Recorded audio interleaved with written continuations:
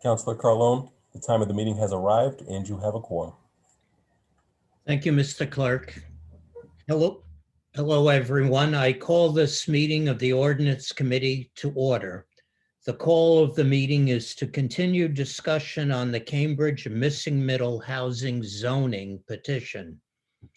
The Governor's Executive Order issued on March 12, 2020 has authorized the use of remote participation at meetings of the city's public bodies in response to the threat posed to the public by the COVID-19 virus, and issued guidelines for the city's use of remote participation. In order to watch the meeting, please tune in to Channel 22 or visit the open meeting portal on the city's website. We will now take a roll call of members present. Mr. Clerk? Vice Mayor Mallett. Present and audible. Present. Councilor McGovern.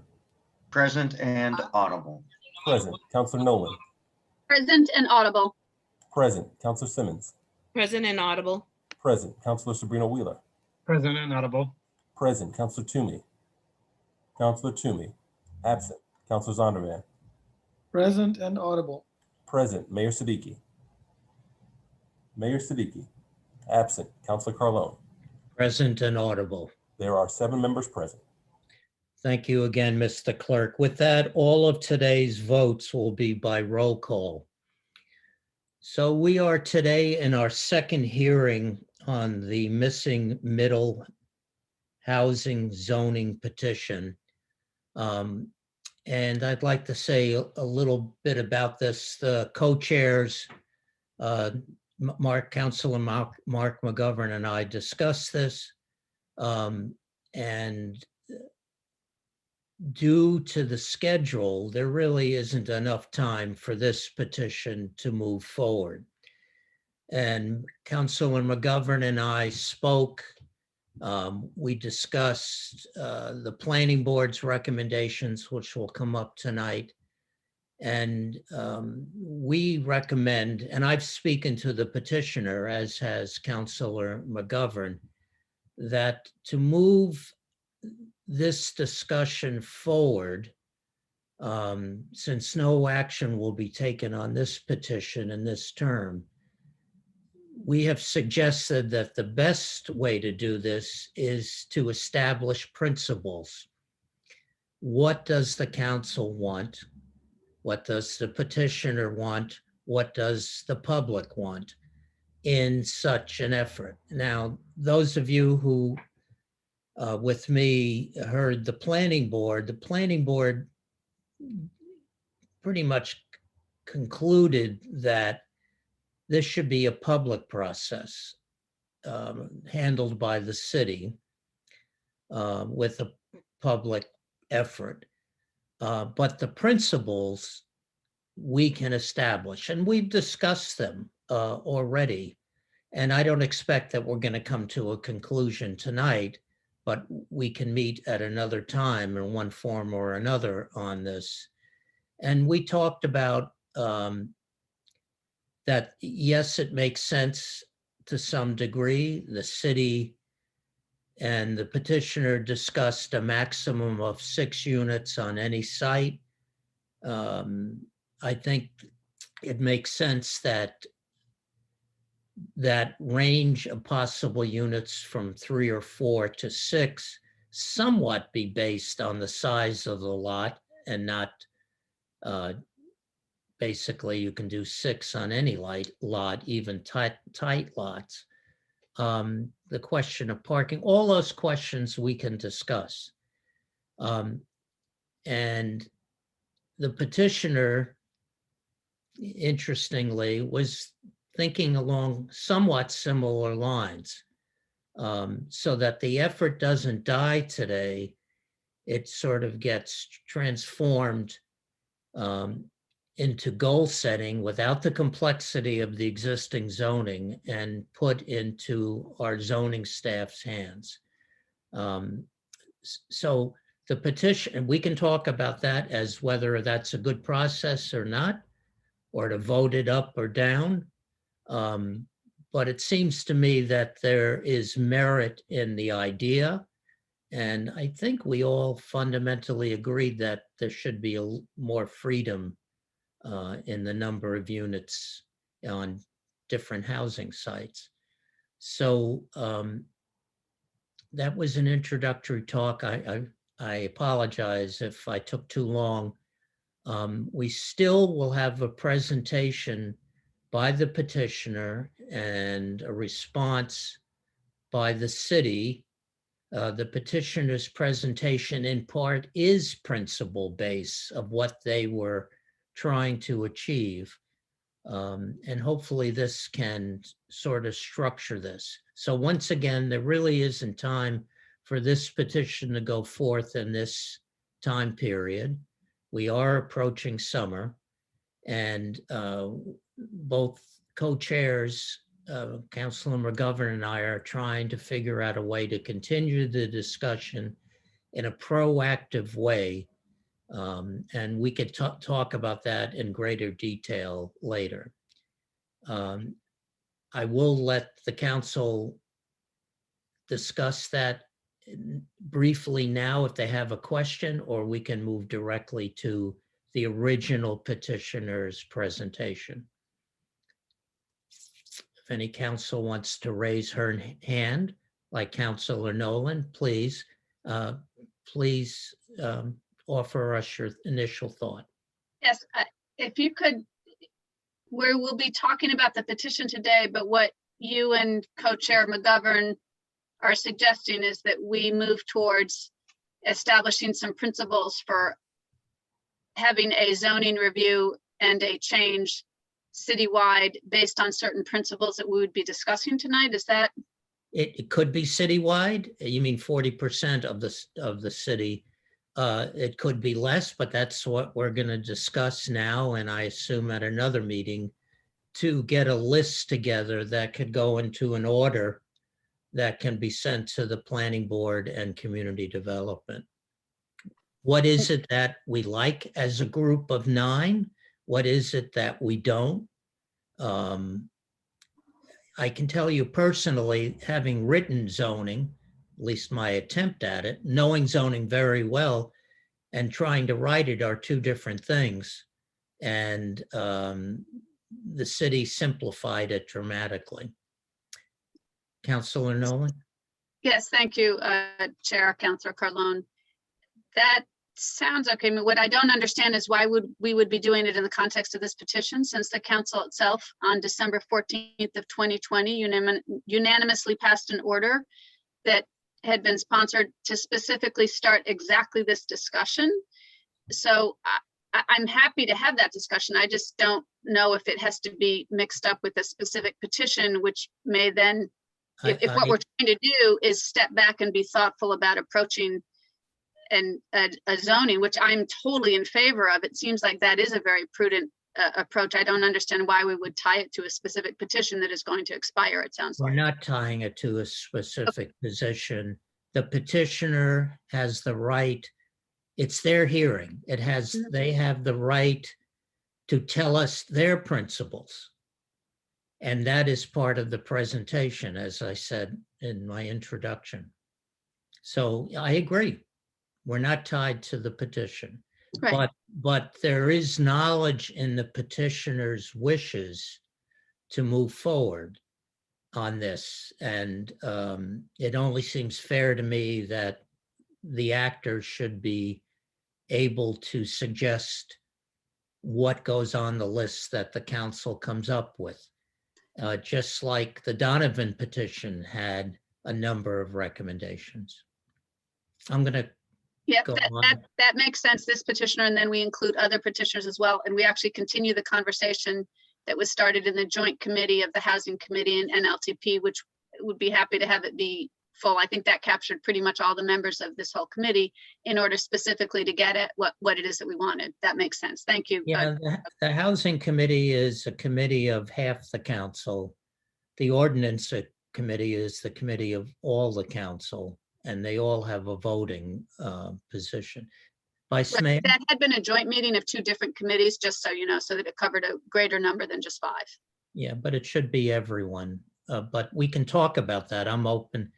Vice Mayor, you have the floor. Thank you, Mr. Chair. I had some similar questions along the lines of Councilor Nolan. I just want to make sure I understand what you've outlined. Your hope and Chair McGovern's hope is that through this meeting and hearing some of the amendments to the petition and us having a conversation, this council will come up with a list and send it to CDD for them to come up with the next version of the petition? Is that what you're... Not amendments, principles. There will be affordable housing at 1/3 or 20% or middle income affordable housing. 4 to 6 units are fine, based, as I gave examples, based on the size of the lot. Bigger lots, 6, smaller lots, maybe only 2. Those kinds of basic principles of what we're trying to do. Parking will be based on the street availability. If there isn't a lot on a street, then it can be on the site. You know, those kinds of principles. So, planning principles. Thank you, Mr. Chair.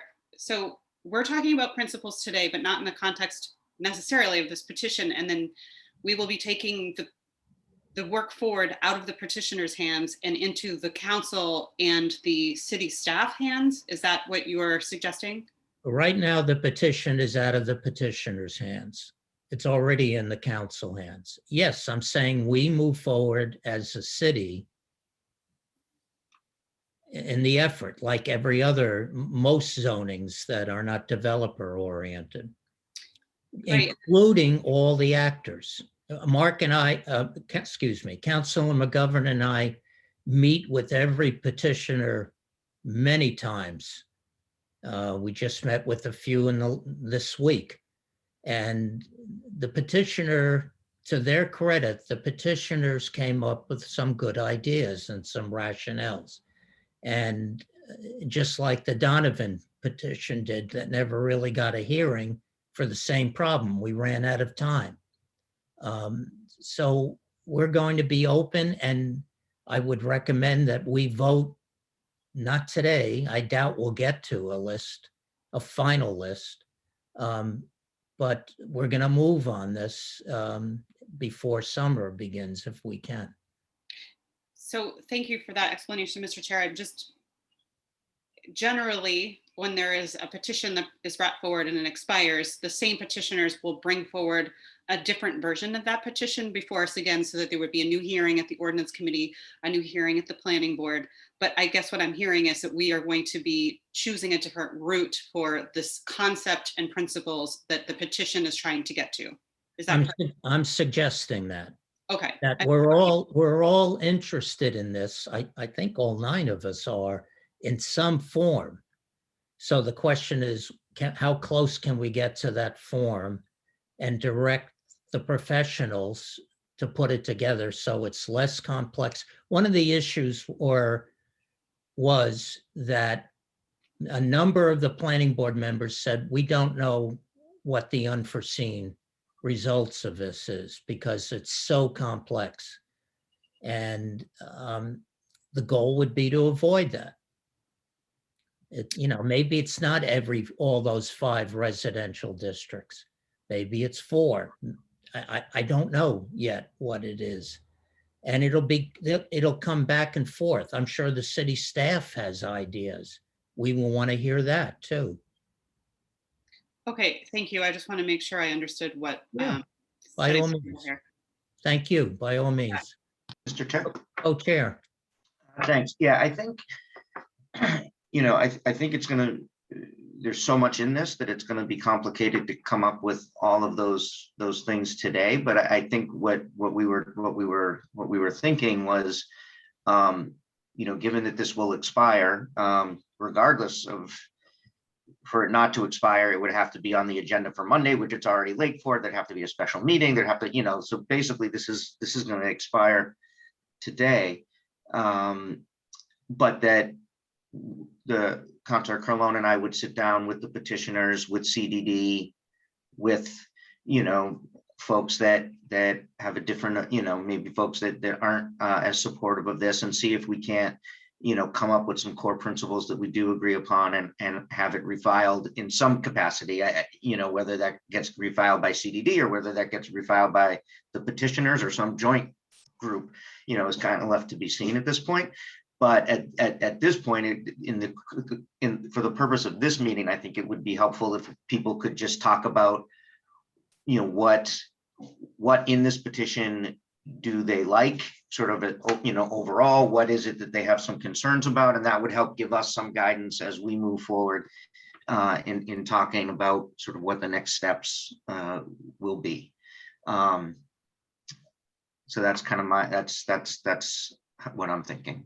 I agree with everything, except my hope is that it comes from the council to CDD and the planning board, because that's what the that's what the planning board said. Well, what does the council want? And it just makes sense that way, I think. But we're not going to put blinders on and not. That's why I'm looking forward to hearing the principles tonight that Alan and Daniel are going to present from their perspective. And then we'll open it up to the public. Now, I guess I know Councilor Zondervan wants to speak. A number of people in the public said, why aren't we having comments tonight, public comments? And the reason is, I've tried to explain that. We've heard many comments. We know there's approximately a 50-50 split. We get that. But we want to move forward in a cooperative way among the 9 of us. And, we might only agree on half the necessary principles. That's possible. I think it'll be better than that myself. But it's the beginning of the process that's based on what we've learned and how we want to move forward. Thank you, Co-Chair, for your comments. Councilor Zondervan? Thank you, Mr. Chair. I'm still trying to orient myself to this conversation. It is a little bit confusing because we're talking about the petition, but we're not talking about the petition. So we're going to learn what the principles of their petition is as courtesy to the petitioners. It'll inspire us, I think, to think about what they say, and then we'll talk about what we believe. This is not a traditional ordinance hearing because it's not necessary, but it was scheduled. And the petitioner was thinking along these lines to some extent as well. I had a very good as co-chair McGovern did. He reached out and I reached out, and it was a productive conversation. They just don't want to be left alone, and makes sense to me. They're the ones that got this discussion going. But please continue. Thank you, Mr. Chair. I appreciate that. And I do look forward to hearing about their principles. I think, you know, just speaking to the petition that is or was before us, I think it really fails miserably in the equity piece, and it really, A number of us agree. right, and really addressing that part. And so, you know, to the extent that now we're hearing about principles, but why wasn't that principle incorporated into the petition from the get-go? And now we have, you know, all these residents and groups who are opposed to it because that wasn't addressed. And so I guess, you know, this is maybe a cautionary tale for all of us at this point, is to, you know, we really should always center that principle, right, of equity and anti-racism, and not start with a petition that clearly doesn't do that justice. So Well, again, again, I look forward to the principles, and I look forward to, you know, setting our own principles, including making sure that we really are doing equity as we move forward. as you know, any group can petition whatever they want. And we don't control that. We might modify it in this group. And that's what I'm talking about, moving forward in a positive way where hopefully the majority of us say, here are 6 principles, 8 principles that we want new zoning based on, and that could be a part of it. But we're going to preliminarily discuss that tonight, so it's not a wasted meeting and it's something to build on. Co-chair? Oh, Yeah, did you want to say something else, Councilor Zondervan? No, thank you, Mr. Chair. Thank you. Co-chair? thank you. You know, I hope as we go on with this conversation, you know, people may have different feelings about whether or not this petition addresses equity in the way that they think it should be addressed. And I think certainly talking about, you know, affordability is a piece of this, but I really would like us as counselors to be very careful about the language we use, calling, you know, insinuating that these petitioners are racist or what have you, because it just doesn't help this conversation at all. And it certainly doesn't help bring this community together. And, you know, I know the people who filed this petition, you may agree with them or disagree with them. These are not people that filed this petition to be racist. And it's just, you know, I know it serves purposes to use those comments, but you know, and there are certain, and I have some concerns about some of this stuff too, but it really doesn't help. And I hope as we move forward, we're a little more careful about the words that we choose when we're talking about our community members. Thank you. Point of order, Mr. Chair.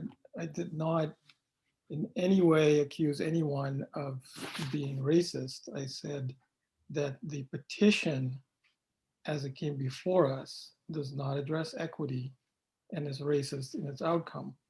That is not speaking to anyone's intent. So I would appreciate my colleagues not implying otherwise.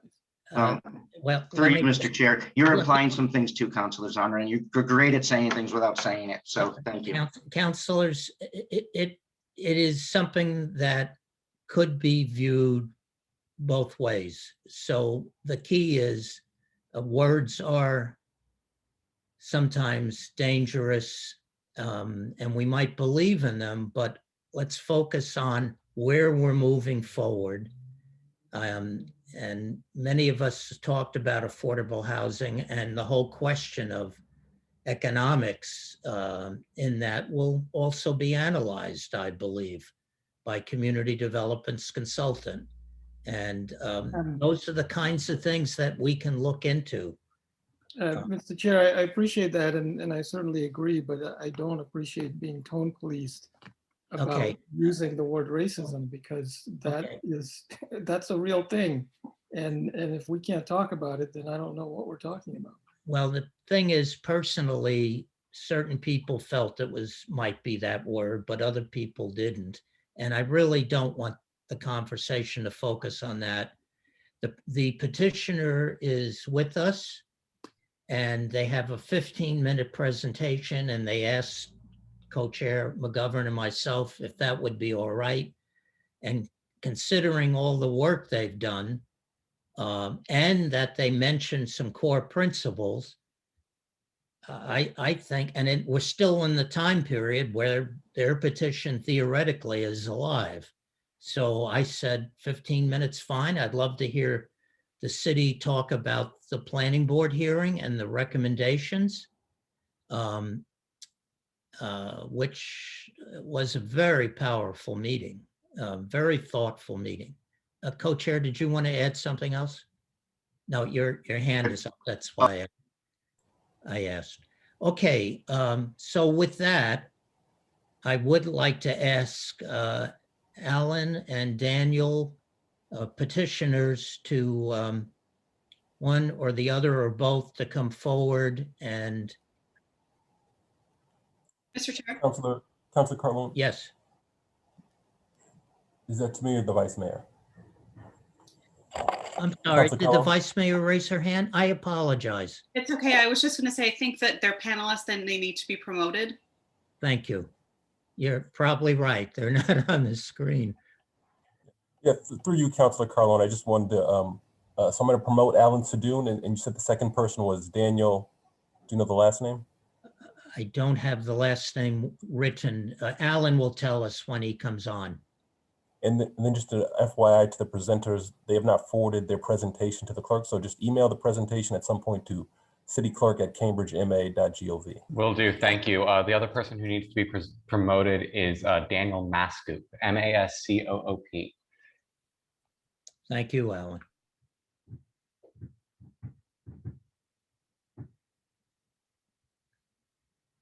Oh, and I think I need to be able to share my screen.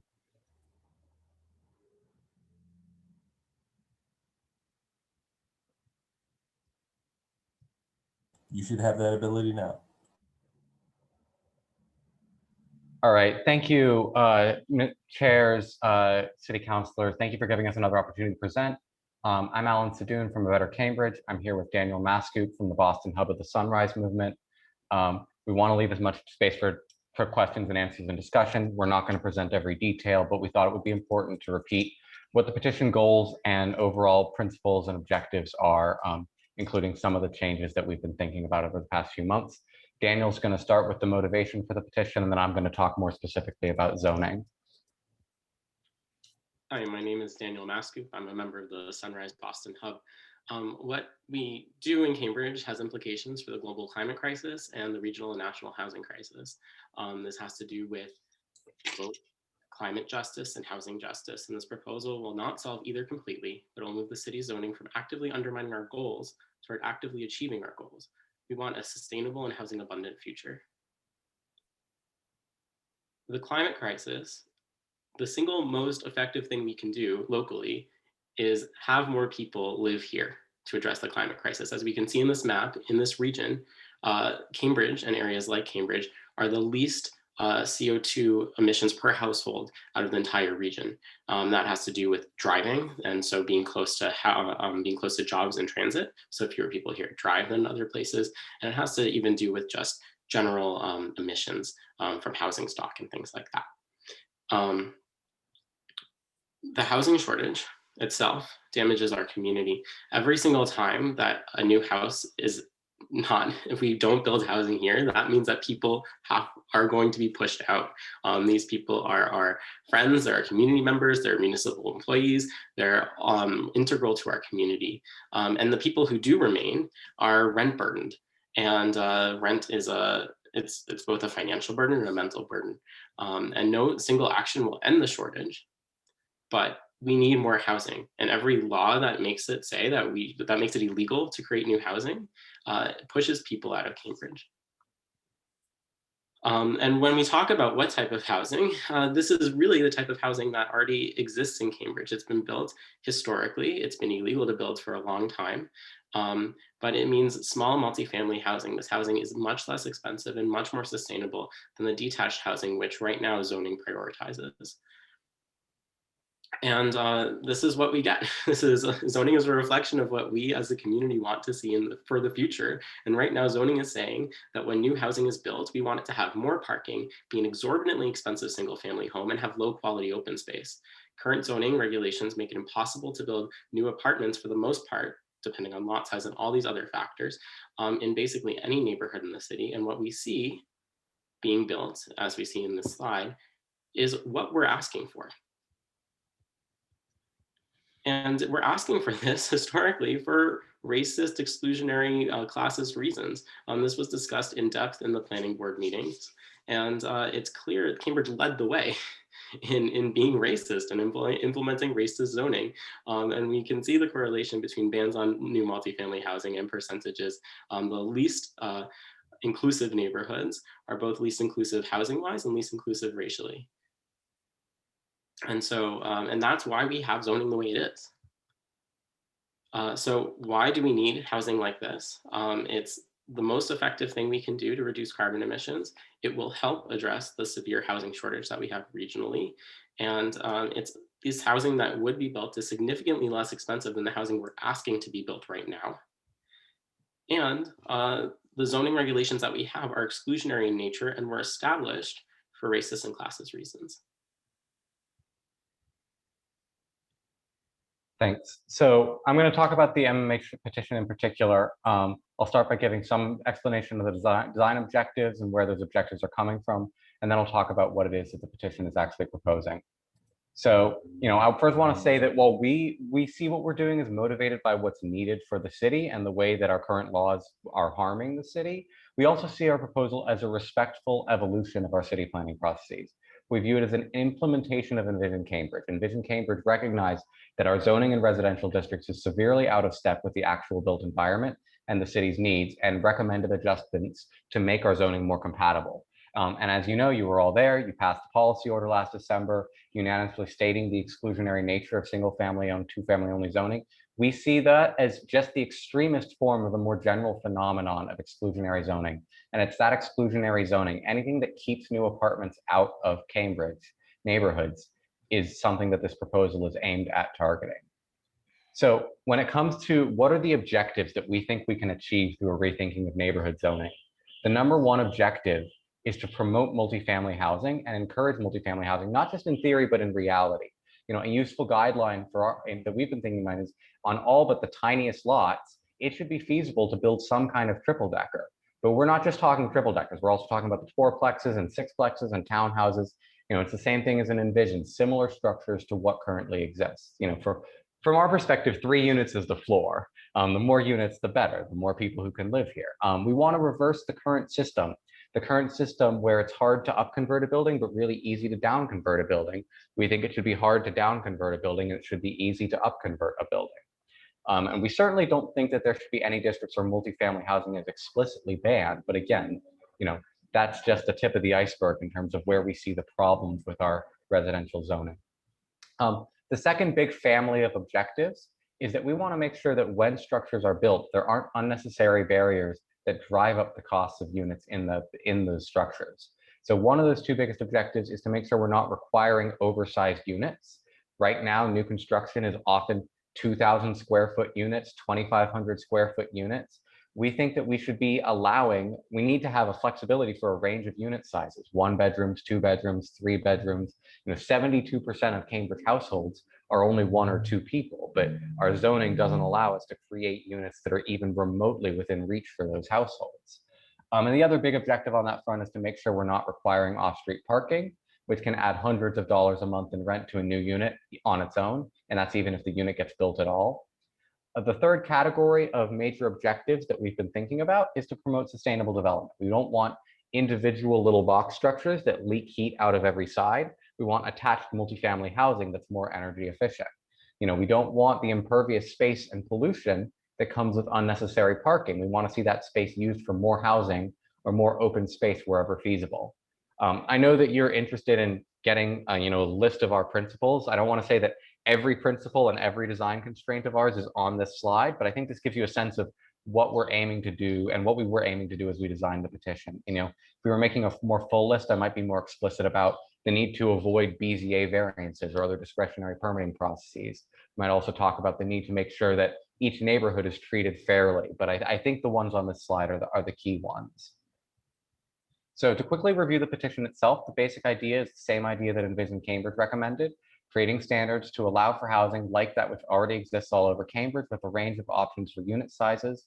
And again, to do that, we can't just remove the single family and two family only restrictions from zoning. We have to fix the dimensional standards, but we're talking about adding triple deckers and townhouses. I'm not going to get into the dimensional standards in light of what I think all of you have been saying, but I will just say that the dimensional standards, all of these dimensional standards we talk about are what we think it takes to get the job done. We think that any zoning change that seeks to really end exclusionary zoning, not just in theory, but in practice, will end up looking a lot like this. So I will go in a little bit more detail about this slide because I know this is somewhat new information. And I also think it's important to describe the community feedback and zoning objectives that our amendments were responsive to. We were proposing that the density bonus allowed by MMH should not be unconditional, but should have some dimensional requirements and conditions applied to make sure that we're really producing sustainable small scale housing. So we talked about the 6,000 square foot maximum building size. You described it as a 6-unit cap, we did basically 6,000 square feet is like a 6-plex of 2-bedroom apartments. That came out of discussions with the community development department, and it's responsive to concerns about protecting the competitive advantage of the affordable housing overlay, particularly on larger lots where the affordable housing overlay is most effective. The maximum average unit size of 1,500 square feet of gross floor area, I know that was a suggestion from Councilor Carlone as well as a few other people. That came out of one of our key objectives, which is to encourage up conversions rather than down conversions. We want to make sure we're not giving a density bonus to oversized single family homes, but we are giving a density bonus to buildings that are largely consisted of 1-bedroom to 3-bedroom units that we want to see. The third condition that the units must be attached is for a few different reasons. One of them is energy efficiency, as I mentioned. Another is just the quality and the contiguousness of the open space. You get higher quality open space when you don't have backyard infill, but when you have attached units and real multifamily buildings. A key thing about all of these conditions is basically if you're trying to build what we want, if you're trying to build multifamily housing on small lots, none of these conditions are burdensome. None of them would make a project unviable or increase the cost of the resulting housing, but all of these conditions would ensure that the density bonus only applies to projects that we would want to see. So in a nutshell, that's the petition. Obviously, I could talk in much greater detail. If you have questions, happy to answer them, but I don't think that's what would be most productive for this meeting. I do want to talk about one other topic before we close, and that's the question of income restricted affordable housing. I don't want anyone to think that ABC and the Sunrise Movement have not been engaged with this topic. But the thing I want to make clear is that if you want to create affordable housing, that's a pretty substantial subsidy. And that subsidy has to come from somewhere. There are a number of programs that use public money to create affordable housing. In the category of turning existing housing into affordable housing, we have HomeBridge and there are mobile vouchers. And creating missing middle housing will do a lot to help these programs because it'll bring units onto the market at costs that are within reach for these programs and don't require as much public subsidy. And for creating new affordable housing, not from existing housing, we have new construction financed by the Affordable Housing Trust. The zoning for that is already in place through the Affordable Housing Overlay. And anyone who knows us knows that we were and are proud of and very passionate about the Affordable Housing Overlay. But if you just put an affordable housing requirement into MMH, you're basically creating an unfunded mandate. In almost every situation, it would be far cheaper to just keep an existing building the way it is than to pay that unfunded mandate. And so you wouldn't get any missing middle housing and you wouldn't get any affordable housing either.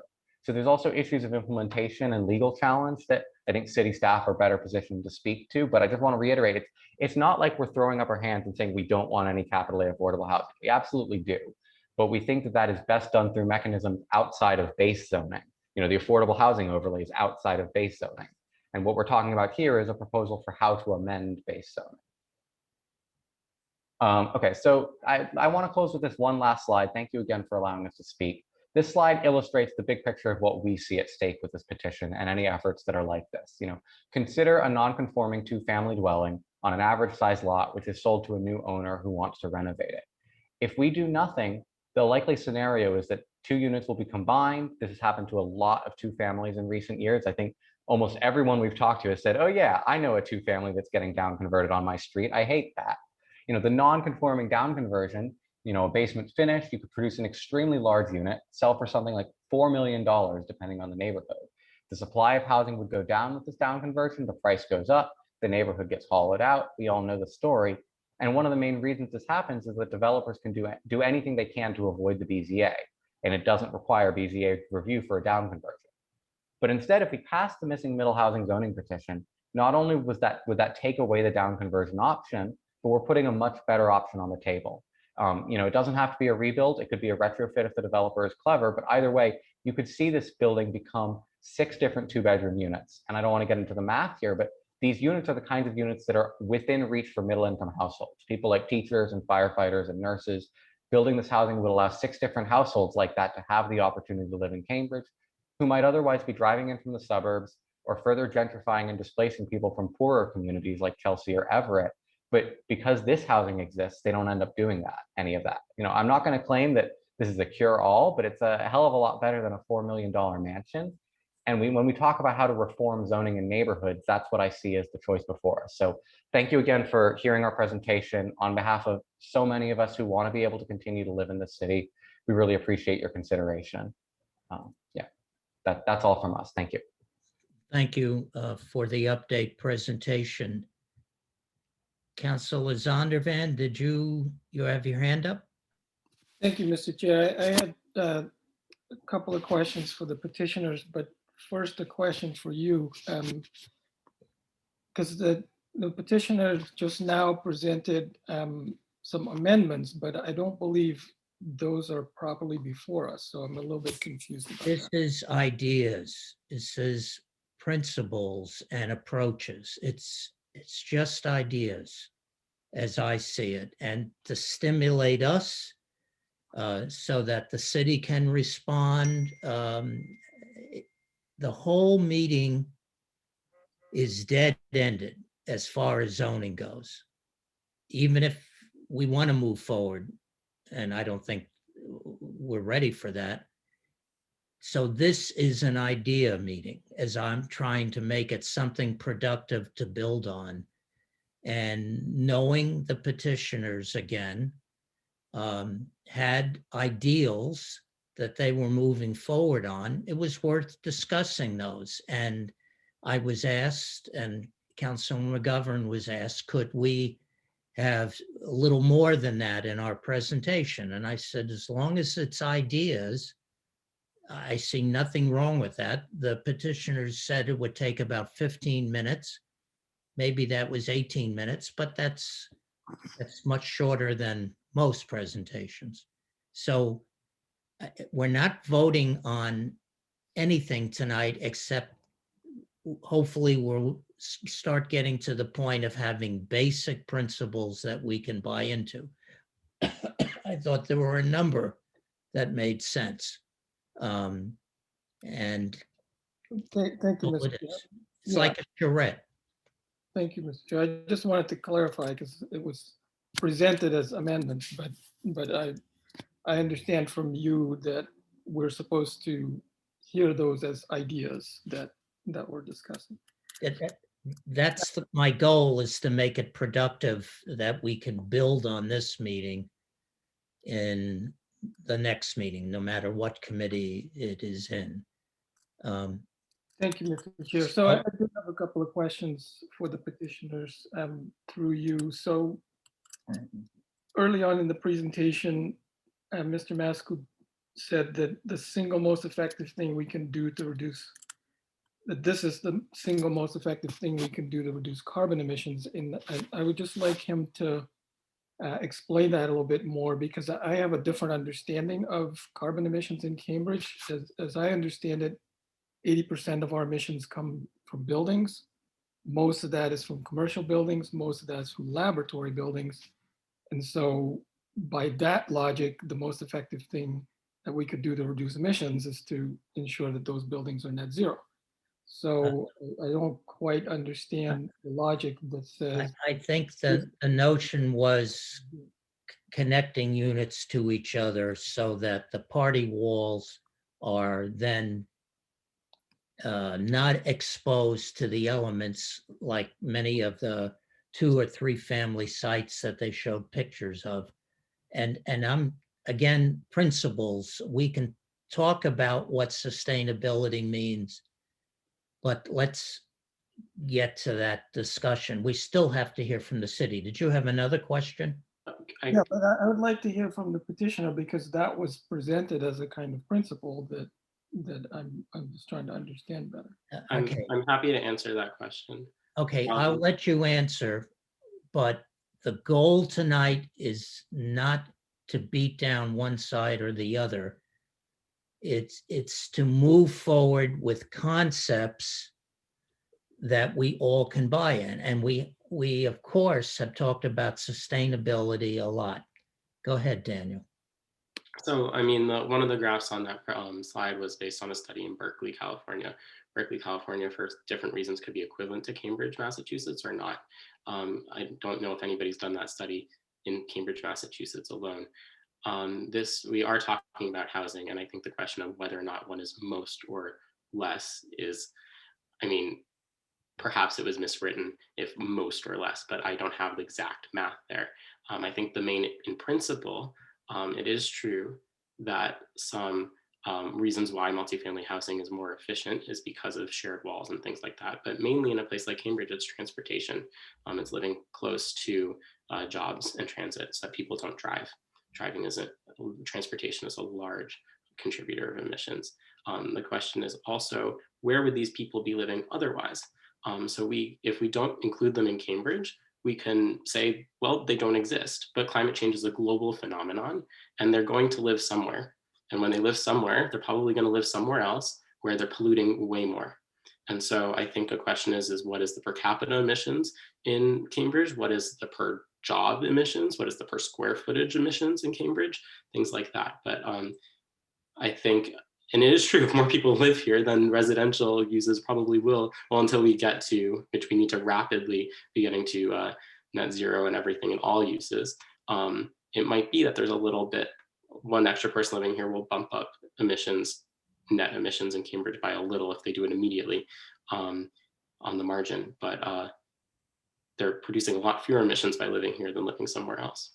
And that's the goal, and that's what that means. And so we can include all those calculations, and I would love to see that research. This was one report done, one study done in Berkeley, California, but that's in principle what it's about. Thank you, Mr. Chair, through you to the petitioner. I appreciate that explanation. I certainly agree that there are efficiencies to be gained from urban living, but I think when we're talking about Cambridge, we really have to ground these principles in the reality in Cambridge, where our transportation emissions are 17%. And so, you know, to take a study from Berkeley and to say that based on that, the most efficient thing that we can do is reduce our transportation emissions doesn't square with the reality in Cambridge. If I may, Mr. Chair. All right, I'll let Alan respond, but then we're going to move on to the next question by a council, or we'll hear the city. Because as far as I'm concerned, yes, this is important when we're talking about how we're going to get sustainable, and we have a department and we have knowledge on the council. I mean, I've done green buildings, but I'm not going to say anything now. I know what it takes. I've done it. Go ahead. I was just going to say that I think the number that Councillor Zondervan is talking about is the number of emissions that are in Cambridge, whereas we're thinking about the number of emissions that are caused by Cambridge. It's how can we bring down global emissions through local action? And we think that building housing in Cambridge is the most effective thing we can do to reduce global emissions. by bringing down the number of people who are driving in from outside of Cambridge. I think it's just a question of what's the category of number you're talking about. That's all. Thank you, Mr. Chair, through you. I think that's fascinating because most of the traffic that we generate in Cambridge is from our commercial sector. So again, that doesn't square with what you're proposing. But I'll move on to my second question. So in your presentation, you mentioned that our zoning is racist and classist in its history and its foundations, and I fully agree. But I would like to hear from you, your understanding of how what you're proposing also perpetuates that racist and classist history rather than counteracting it. Because if we are proposing to build more market rate housing, that's more gentrification, that's more displacement. That means more people who used to live in Cambridge are now forced out. And that is in its outcome racist and classist again. So, you know, how do you think about that with this proposal? I don't think I understand how building more housing and allowing more people to live here can be seen as pushing people out of Cambridge. We see it as the reverse. You know, the fewer people you allow to live in Cambridge, the more people you are pushing out of Cambridge. It's our housing shortage that is causing the gentrification and the displacement. Thank you, Mr. Chair. I think there's a little bit of a misunderstanding there. You know, these are not the same people that we're talking about, right? So that's what it means to talk about race and class. So yes, you could increase the number of people who live in Cambridge, and at the same time, you could push out people who already live here, right? And that's the racist and classist impact that I'm talking about. So we can't just, you know, treat people as numbers. We have to think about the actual individuals and what access they have to the housing that you're proposing. And if you're proposing something that is going to only increase market rate development, then people who make less money have less access to that housing. And as the prices of housing overall continue to go up, they are forced out because they don't have access to that additional housing that's being built. Feel free to cut me off, Mr. Chair, because I know this conversation could go on for a while. But you know, just briefly, you know, I think, and I think everyone sees this a little differently, but I see this as, you know, it's almost like a game of musical chairs. You know, when you build housing, the effects are on the whole ecosystem. You know, if you don't build housing, then the person who might live in that housing is going, if they're rich, they're going to live in some other housing. It's the shortage, it's the lack of available chairs that is driving people out of the city. It's not just a question of who lives in one particular unit. Okay, I'm going to step in now. So this meeting was advertised based on this petition. And I wanted to use the petition so that we talk about principles, what's in the petition and what should be added. We also have to hear from the city. So if the question, it relates to what's been said, fine. But we're in over almost an hour and we still haven't even gotten to the city's presentation or comments. Councilor Nolan? Thank you. I have a lot of questions, but I will focus on a couple of things that came up listening again to this presentation. And some of the questions have to do with what are amendments, what aren't amendments, is it properly before us? So hopefully we'll hear from the city on that, since we passed a late order on Monday asking for a legal opinion about whether we can even discuss amendments. However, my question is, the option that is in the was said that this is an example, a very specific example of how this will help, which is you have a two-family now, and right now some people, we've seen it, right? We're actually going more towards single families, as Mr. Sadoun said, and it would become maybe under current zoning a one house of $4 million. So we've lost a housing unit. And instead, under this petition, it would be 6 $750,000 two-bedroom apartments. When you add that up, that's only $4.2 million total instead of 4 million. So the numbers don't seem to work out that I, as a developer, are actually going to spend that much more money in order to have 6 units. It's maybe a little bit more, but if there's some risks involved, then it actually costs more than $750,000 with carrying costs and everything else. It might not actually be the smartest move financially for me. The $2,500 rent is completely not sustainable. If you have a $550,000 or $600,000 mortgage on that, you are not going to charge rent of $2,500. It's going to be more in the order of $3,500 to $4,000.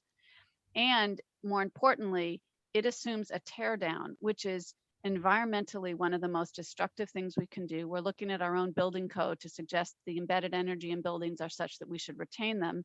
And just the petitioner knows, I think Mr. Sadhu knows and Mr. Mascoop, I had actually sent this question earlier to say, this will probably encourage more tear downs, which are environmentally destructive. There's nothing in it necessary to prevent it. But have you done, and I keep asking for this, analyses to suggest where will this new be built? And we can be assured that it won't actually be tear downs, because that is then probably going counter to the environmental benefit, which I agree with. You know, density is often more of a environmentally friendly way to the per capita emissions, which is what we should be thinking about, go down. But I am interested in the economics of that, and it assumes a tear down, which to me would be quite challenging to be defensible from an environmental perspective.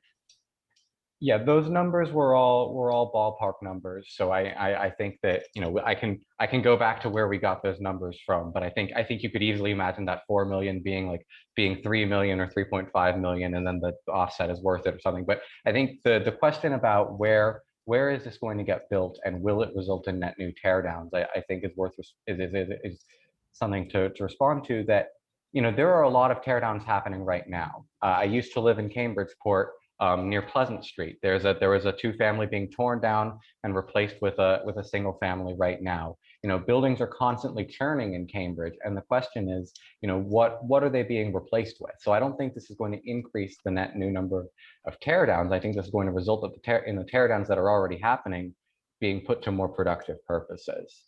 But you know, we could definitely see more analysis in future discussion. Thanks. I understand these may have been examples, but you're presenting a petition to change citywide zoning. That analysis should be before us. You can't just say, oh, well, that's just an example, it doesn't matter. If that is your example in the zoning that we say this is what's going to happen, I just respectfully suggest that you give us, which I gave to you, like give us 20 different properties that have sold, 10 different teardowns, what have happened. We have those numbers. The real estate data is actually really clear. So it just would have been better for me to understand how to prevent, if these teardowns are happening, fine, then give us the data so that we could know what was up there. And again, the numbers don't match up. And the reason that is central is that as we talk about affordability, $750,000 may actually be affordable to the proverbial teacher that we say we care about, but a $900,000 may not be. So it really matters what the actual numbers are, and they should be based on everything we know about the existing real estate market. And the other question, I could add something, and that's why I want the city in part to take over. They have the resources and consultant to analyze it, and we'll learn a lot more about what we can do and what's going to be difficult or needing assistance. Please continue. Right. Yeah, no, I agree, Chair Carlone. And in fact, but I also know the petitioners have remarkable resources and ability to actually do a lot of these analyses. And I'm just disappointed that I haven't seen them, because I know they're out there and I know they've spent a lot of time on this, and it doesn't seem that this has been provided in a way that, and yet they're asking the council to do literally an upzoning to affect every single lot in the entire city practically. My other question follows on partly what Councillor Zondervan said in response to the chart about the environmental sustainability of this, which I agree, all the data shows. I mean, New York City is one of the most environmentally, on a per capita basis, lower greenhouse gas emissions than ever. I have lived there for a long time, and a lot of it is because of public transportation. It's also very, very small apartments. But the chart that was shown suggested that infill emissions is actually the best way to address emissions. Do we have any evidence that that is true for cities like Cambridge, who already have tremendous amount of infill, or was that study based on a geography? Berkeley actually already is far different than Cambridge. It is not as dense as Cambridge. We are one of the 10 most, I believe, most dense cities in the entire country already on a per capita basis. So does that data actually apply to us in terms of the infill emissions being, the infill being the best way to reduce emissions? I think also it was a question of what we in Cambridge can do. And so if there's not a lot of infill, then not much will happen under this. But if whatever new housing is being built, we want it to look like this because it will look more like what already exists in Cambridge, which we see regionally, which was the map on the left side of the slide, that housing in Cambridge, or people who live in housing in Cambridge, produce far fewer emissions per household. And so as I think that's back to the question of, is this the most, or is this the least, or is it the second most, or the third most, or like where does it go in the order? Maybe the term most was inappropriate, but it's something we can do. And the housing that will be built will be better than the housing that will be built in suburbs where people drive into Cambridge or Boston.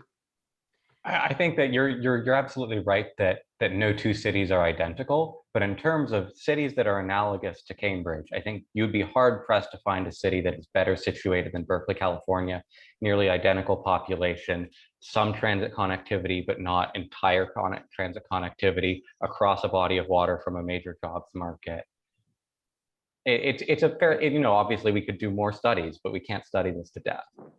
Okay, we're going to Thank you. direct I all just wanna comments reply. to the chair, and if you wish to speak, you say, Just let Mr. me, Chair. I reply May to that, speak? Councilor Carlone. Just, we are more like Berkeley in many other ways. They are one of the very few districts that have a school choice based on income. However, what is the density of Berkeley?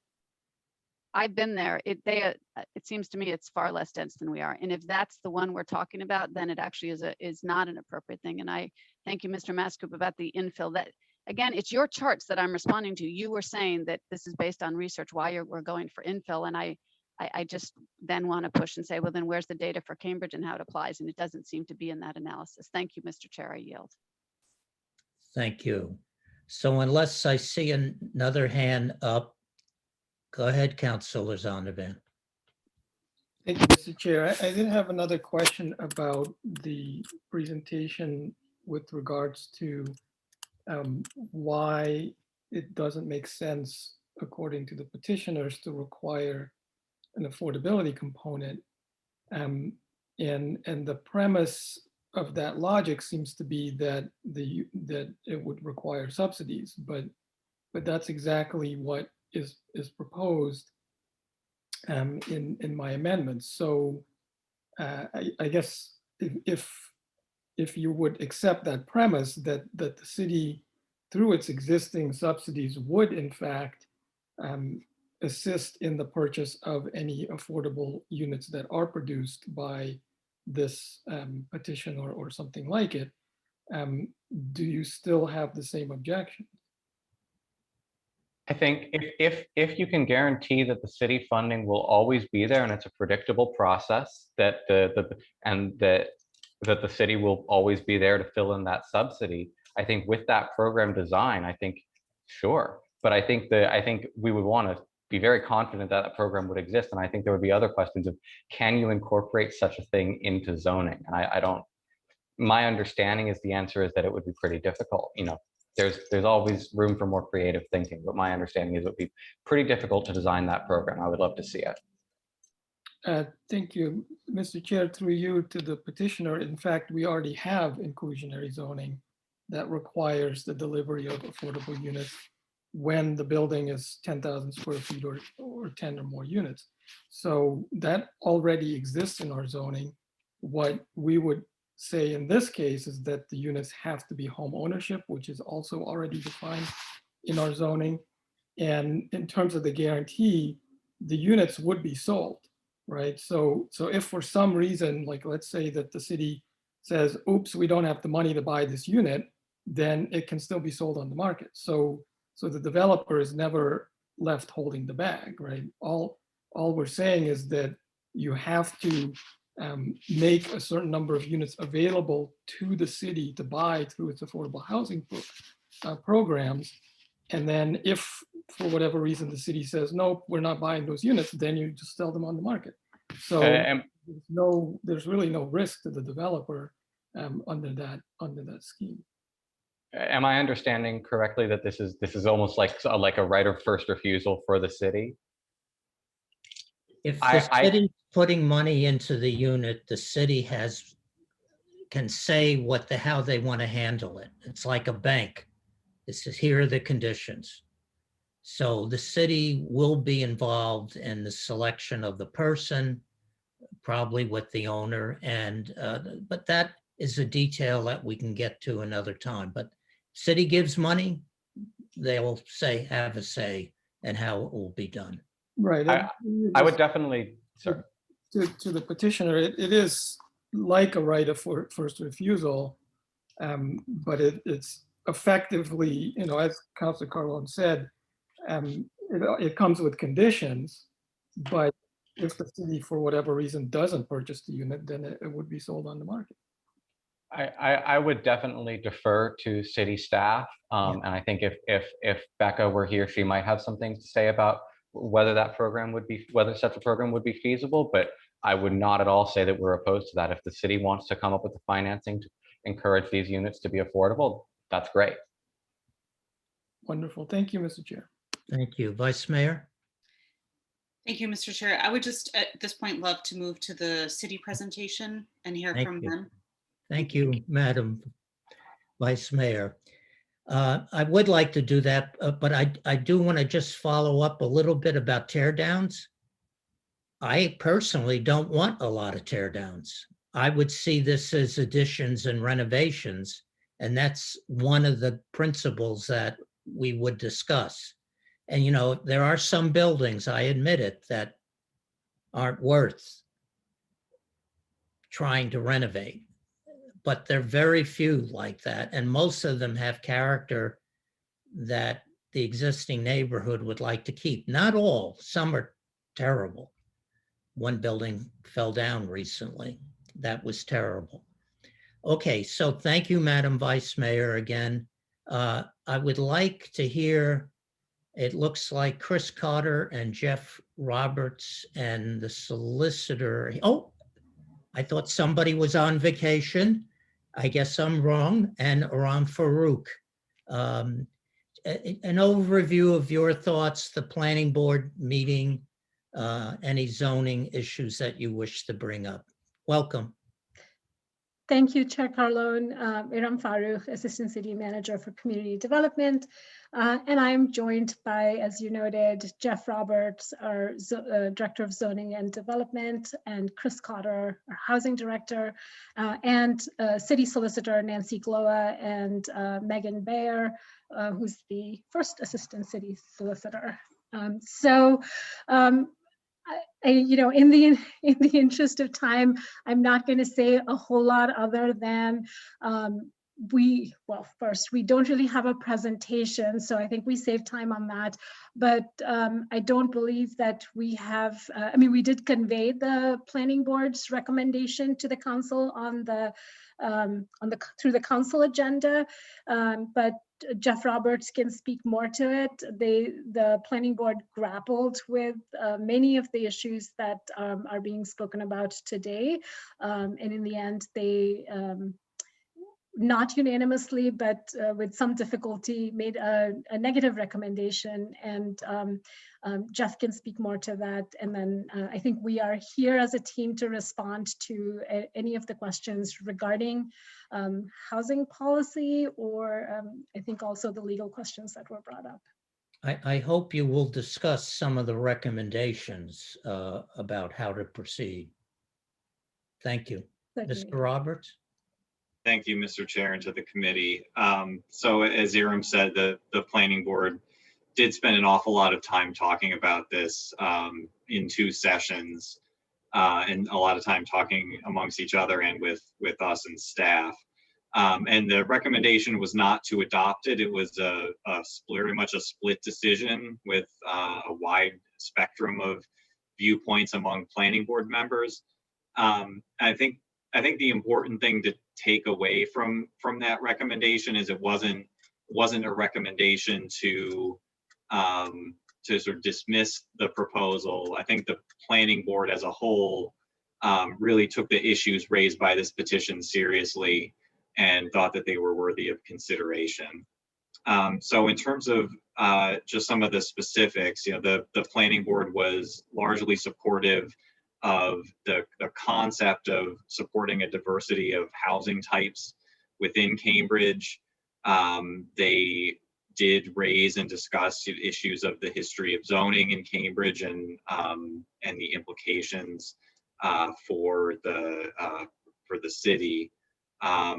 They were in large part supportive of the concept of allowing multifamily housing throughout the city. It wasn't entirely unanimous on that point. There were still some reservations, but it was something that there was a lot of interest in. And there was also a lot of interest among planning board members on the issues of reducing or eliminating parking requirements. Although again, there were some reservations and some discussion and other considerations there. I would say the issues that were raised by members of the planning board fell more into the realm of the specifics of the petition and what some of the particular consequences of the petition might be. Some of the concerns, and many of the concerns, were around impacts on the city's affordable housing stock and the prices of housing that might be created. That was something that was discussed quite a bit, in addition to impacts of development within the proposed dimensional requirements and what impacts that might have on reduction of open space, impacts on residential neighbors, impacts on on-street parking availability, public parking availability, and so forth. So some planning board members did suggest that these were issues that could be addressed and in ways that the proposal could be improved through some further study, although there were planning board members who cautioned that this is a serious issue and an immediate issue in the city, the issue of housing, and that action shouldn't necessarily be delayed, and that can sometimes be the effect of additional study. Some board members suggested ways that study could be done in a more limited period of time, and there were some suggestions and thoughts about interim actions that the city council could take while a broader study is underway that would maybe have a little bit more predictability in terms of what it would do in the short term. So that's just a quick summary of the planning board's points. We did spend a lot of time looking at this petition and provided some background to the planning board and the council way back. So we can always dig back into that and provide some information as you would like.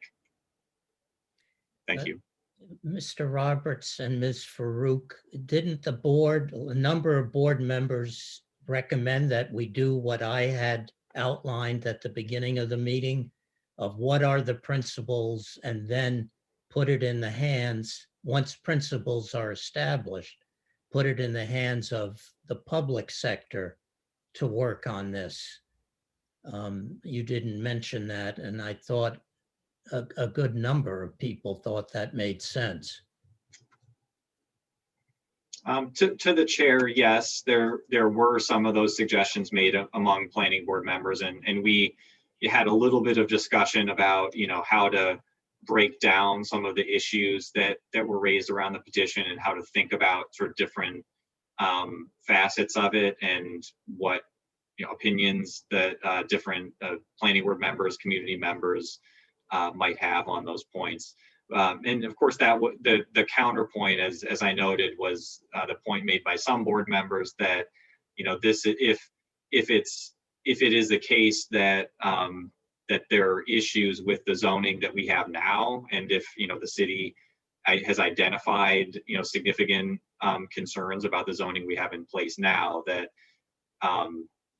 delaying action to change that zoning can have detrimental effects. So there was some tension and kind of back and forth discussion on this issue of how much further study is needed versus what could be done more immediately.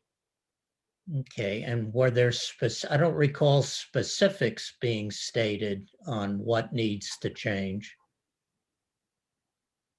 Were there specifics areas that were discussed? I don't recall that.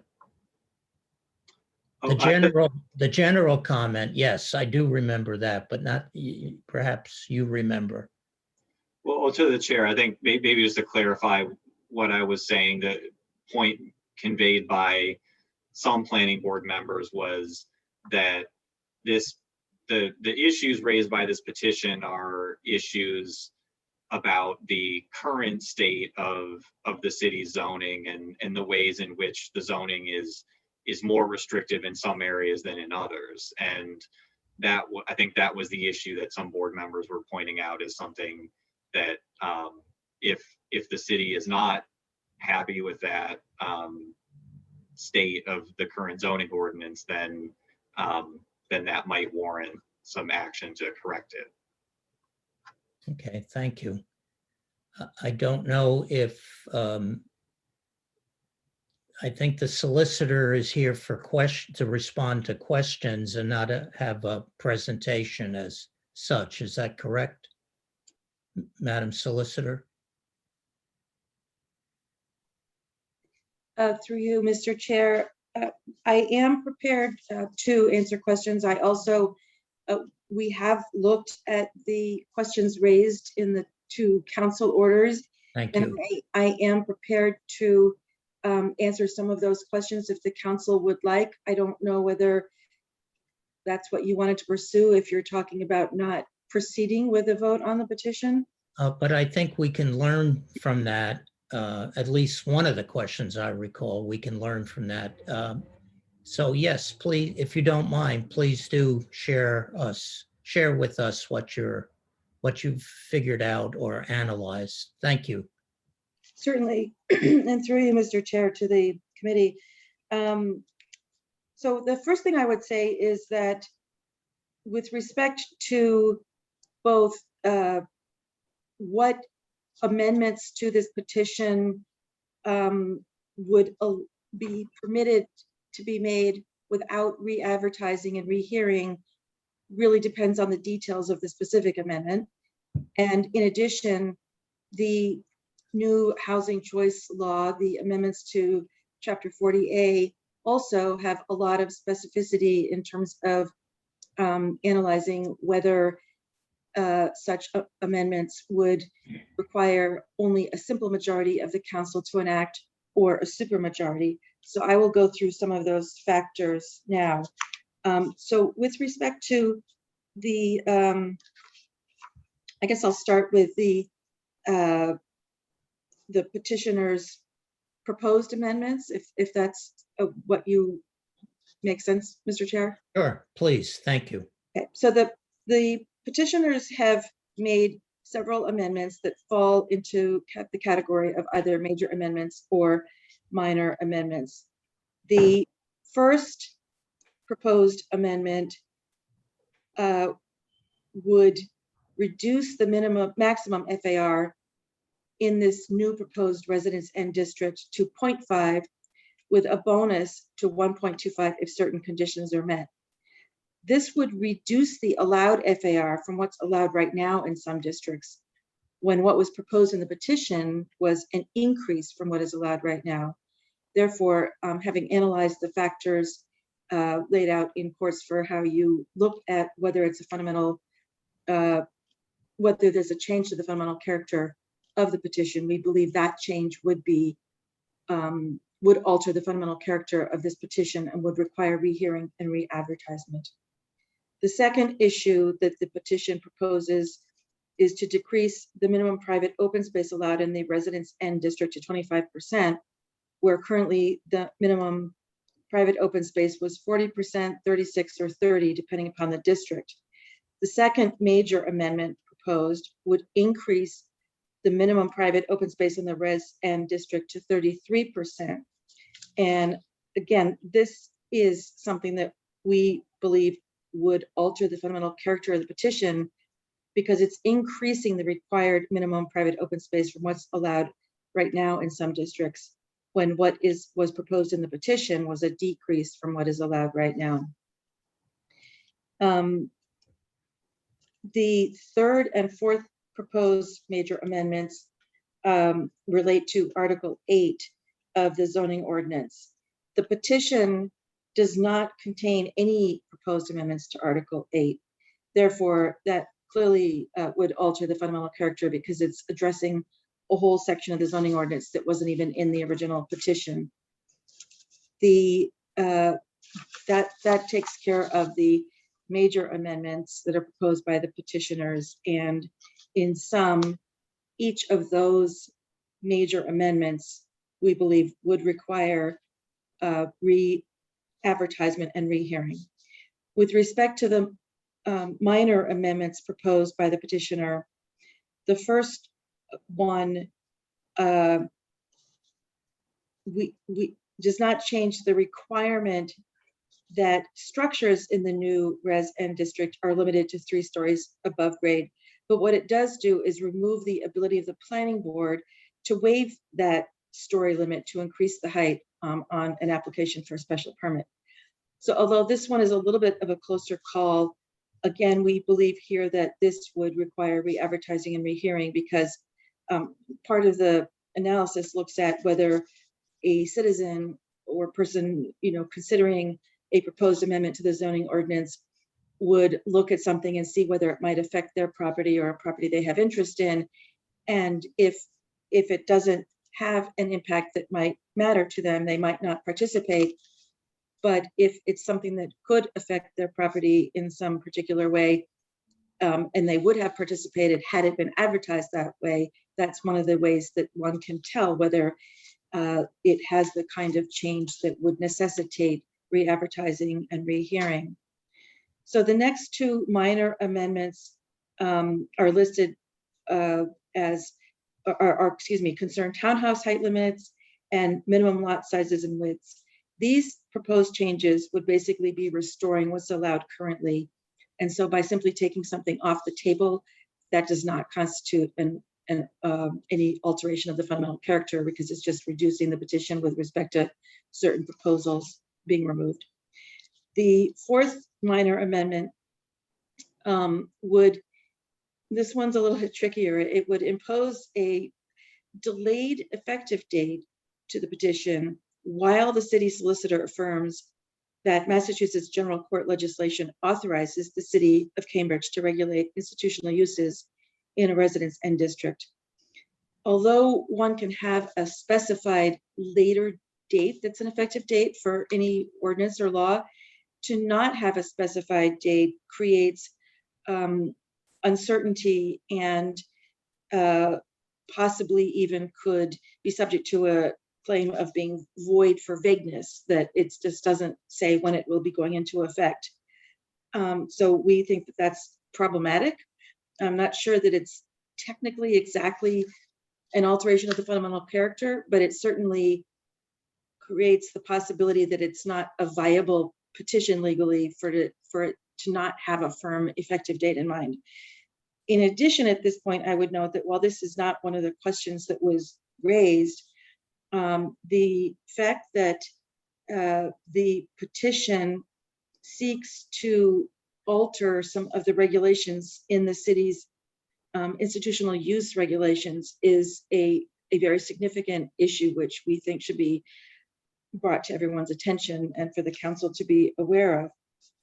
The institutional use regulations are allowed in Cambridge by virtue of special acts, 2 versions of which were passed by the legislature at the request of Cambridge because of the impact the institutions, particularly the universities, but also it applies to religious organizations and other nonprofit organizations. In other municipalities in Massachusetts, such uses have certain benefits that protect them from zoning restrictions under the so-called Dover Amendment, which protects those institutional uses from being able to be treated differently or discriminatorily by municipalities so as to preclude those uses. So those uses are considered protective uses that need to be able to be established and employed by municipalities. The fact that we received legislation that removes the city of Cambridge from the effect of the Dover Amendment, I believe would likely be lost if the particular changes that are proposed here to the institutional use regulations went into effect, because the legislation specifically says that the city is allowed to have these institutional use regulations on residential parcels of 1,200 square feet or more with a minimum lot size. And this petition proposes to make property in the Res N district have a minimum lot size of 500 square feet.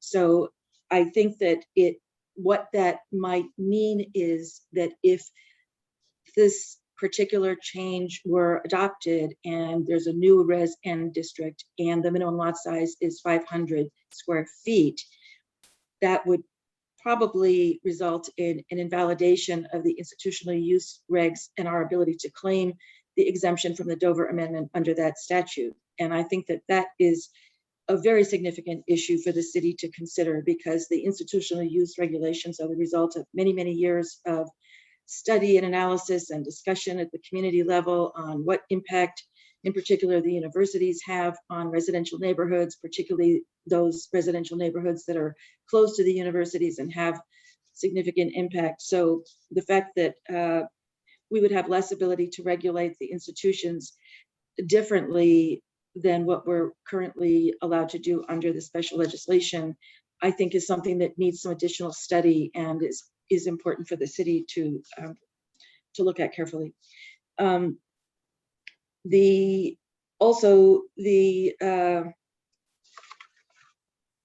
final so-called minor amendment really is insignificant. It's just to replace references throughout the zoning ordinance to these various Res A, Res B, et cetera, districts that are going to become part of the proposed Res N district to be changed accordingly throughout the ordinance. And I believe that that's really essentially a clerical clerical amendment that does not alter the fundamental character of the petition and would not require any kind of re-advertising or rehearing. So that's the sum of the petitioner's proposed amendments. With respect to Councillor Zondervan's proposed amendments, quite simply, these amendments propose to add an affordable housing component to the petition where there has not been any such component in the original petition as filed. And that quite definitely, in my opinion, would alter the fundamental character of the petition by adding a whole new component related to affordability that's not present in the petition. So I believe that that would require re-advertisement and rehearing in order to be able to be considered by the council. So that's with respect to the petitioner and Councillor Zondervan's proposed amendments. The other question that the council requested our opinion on is what impact the recently enacted state housing choice law has on the missing middle housing zoning petition, and also just what the effect of that is on Cambridge generally. With respect to this petition first, well, actually overall with respect to this new amendment to the Zoning Act, there are very detailed and specific components identified in the new amendment to the law that only require a simple majority vote of the council to be enacted. And for things that are not listed in those specific areas, that would require a supermajority. So in addition, if there's a petition here where one component, let's say, is to make dimensional changes to residential districts, which would require only a simple majority vote, but another component, as previously advertised, so there's no question of whether it alters the fundamental character, but just that it was part of the original petition, was affordable housing, that component would not be would not require only the simple majority vote to be enacted. It would require the supermajority vote of the council, meaning 2/3 vote to be enacted. The legislation provides that if there is one petition that involves some components that only require a simple majority vote and other components that require a supermajority vote, then the whole petition has to have a supermajority to be passed. So the only way to ensure that you are only going to be needing a simple majority is to look carefully at the act and to make sure that all of the components that are being proposed in any particular petition are limited to things that would only require a simple majority vote of the council. With respect to this petition, all of the amendments that are proposed as to the dimensional requirements, such as height and open space and setbacks, reduction of required parking, all of those things would mean that those portions only would require a simple majority. What's a little bit more complicated is that the statute says that you only need a simple majority vote if you're going to be allowing multifamily housing as of right in an eligible location, as that is defined in the Zoning Act. And because the Residence N district is, as it would combine many other zoning districts under the current ordinance, is quite large and quite varied over a larger geographic area, it would take very close analysis to look at whether it meets the criteria for whether all of those areas would meet the criteria for being an eligible location. So the statute defines eligible location as areas that by virtue of their infrastructure, transportation access, existing underutilized facilities or location make highly suitable locations for residential or mixed use smart growth zoning districts, including without limitation, areas near transit stations, including rapid transit, commuter rail and bus and ferry terminals, or areas of concentrated development, including town and city centers, other existing commercial districts, etc. While much of our city, being very dense, as some of the councilors have noted in prior parts of this conversation, is extremely, because the city is extremely dense and small, likely most parts of the new Res N district would fall under what could clearly be characterized as an eligible location. However, there may well be parts of the new Res N district that are a little further afield, going further away from our transit centers and city center type areas, and may in fact not be considered an eligible location. And the guidance that has been promulgated by the state Department of the Housing Development, I don't have it right in front of me, but the guidance that's provided by the state notes that there are a number of questions like this that will arise with respect to the applicability of the new housing choice law, and with respect to whether something meets the criteria to be considered an eligible location. They recommend that a municipality seek advice from that department of the state, and that it would, I think that there's an expectation that you should ordinarily be able to receive that guidance within 30 days. So clearly that would not be optional for this petition at this time, but I think it would be recommended if this petition was going to be refiled and re-advertised at some point in the future, and it were to be taking advantage of the ability to have that part of the petition that relates to new multifamily housing being allowed as of right in eligible locations, that we, staff, should assist in analyzing whether all of the proposed new areas would in fact be in eligible locations, although the council could proceed anyway if it didn't matter so much whether the petition would require only a simple majority or a supermajority. That would be for the council to decide as a body as to the significance of needing the extra vote. The amendments proposed by Councillor Zondervan would require a supermajority or 2/3 vote because housing affordability is not one of the elements listed in the housing choice law for components that receive the protection of only requiring a simple majority. So in summary, I would say that there's a lot here to analyze. We've spent a lot of time working on this over the past several days, and I'm confident of the information I've just provided, and I'm happy to answer some additional questions. And we might be able to do more analysis and provide a written opinion if that would please the council, but we don't have a written opinion prepared today because of the amount of material and issues to go through in preparing this oral opinion for the council. Thank you, Madam Solicitor. That was an enormous amount of material. And is it in a 40-page memo?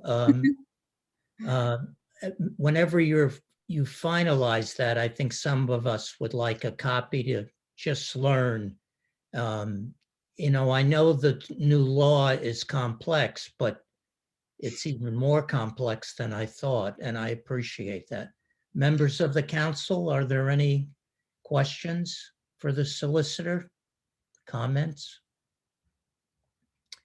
Councilor Zondervan, you're up. Thank you, Mr. Chair. Through you, my thanks to the solicitor for that very detailed analysis and explanation. That was very helpful. I guess my question, I'm still, and I've read the law many times, but I still don't understand it.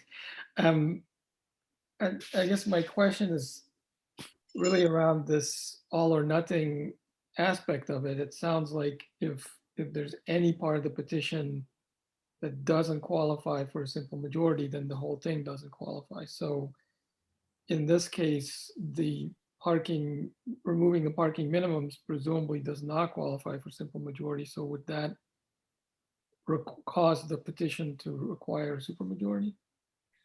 Through you, Mr. Chair, the reduction of required parking is one of the elements that only requires a simple majority. So that would not cause the petition to require a supermajority.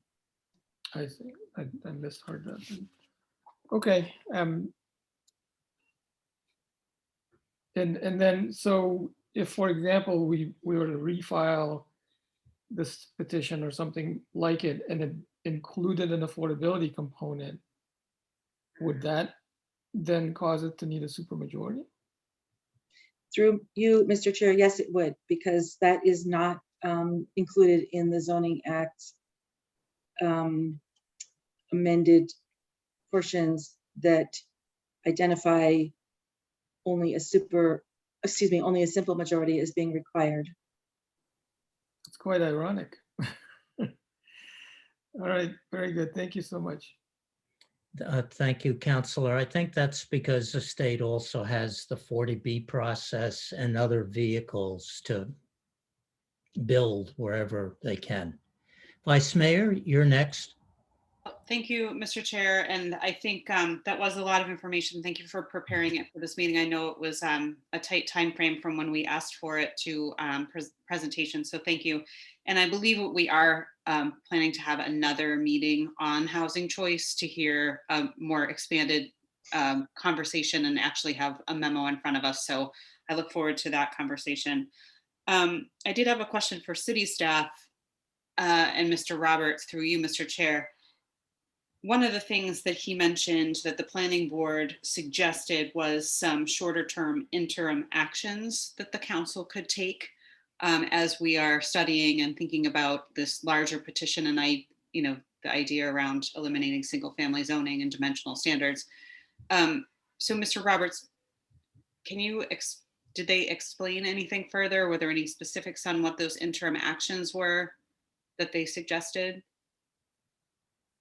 Yeah, through the chair, I sort of hesitated to point out any specifics because I'd want to qualify it heavily by saying that there wasn't any specific suggestion that had really, majority support, among the planning board members. So I wouldn't, I would qualify it with that. But, some of the things that were discussed included, if some of these, proposed new requirements might be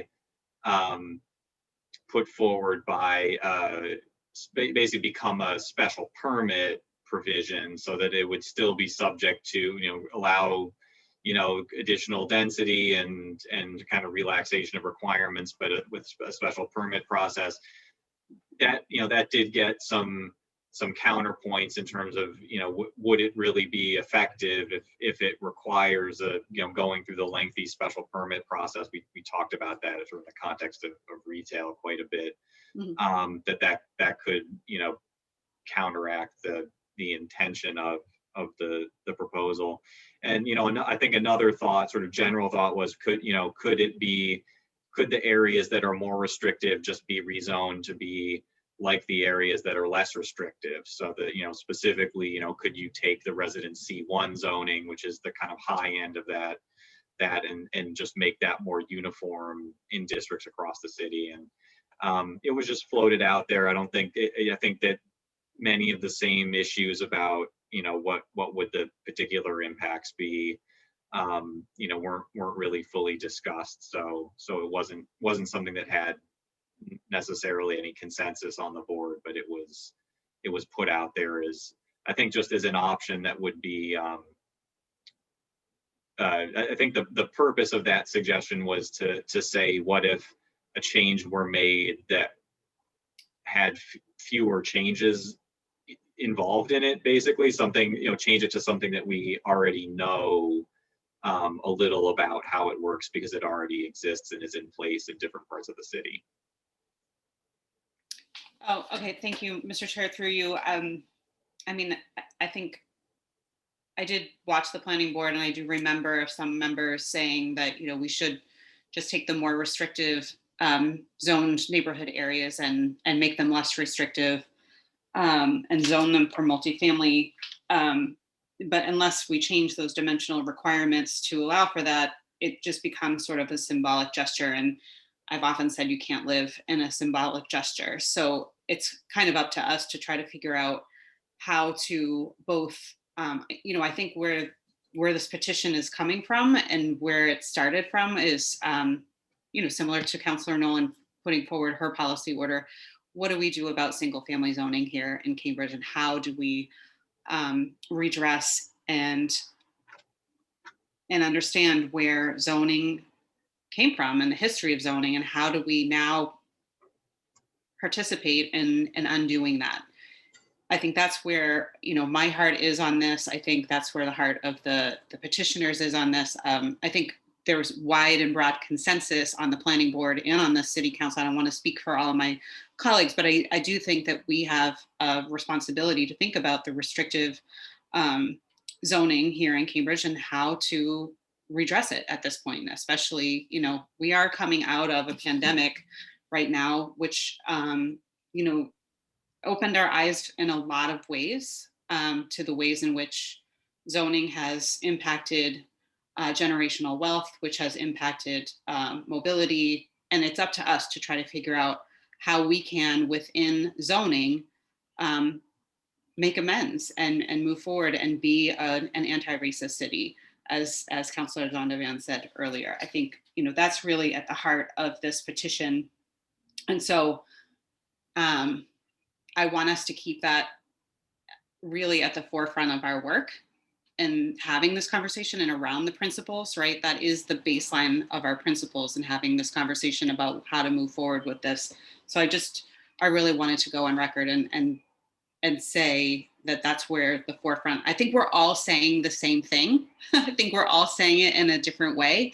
And I do like the idea of coming together around what are those principles where we can build off of.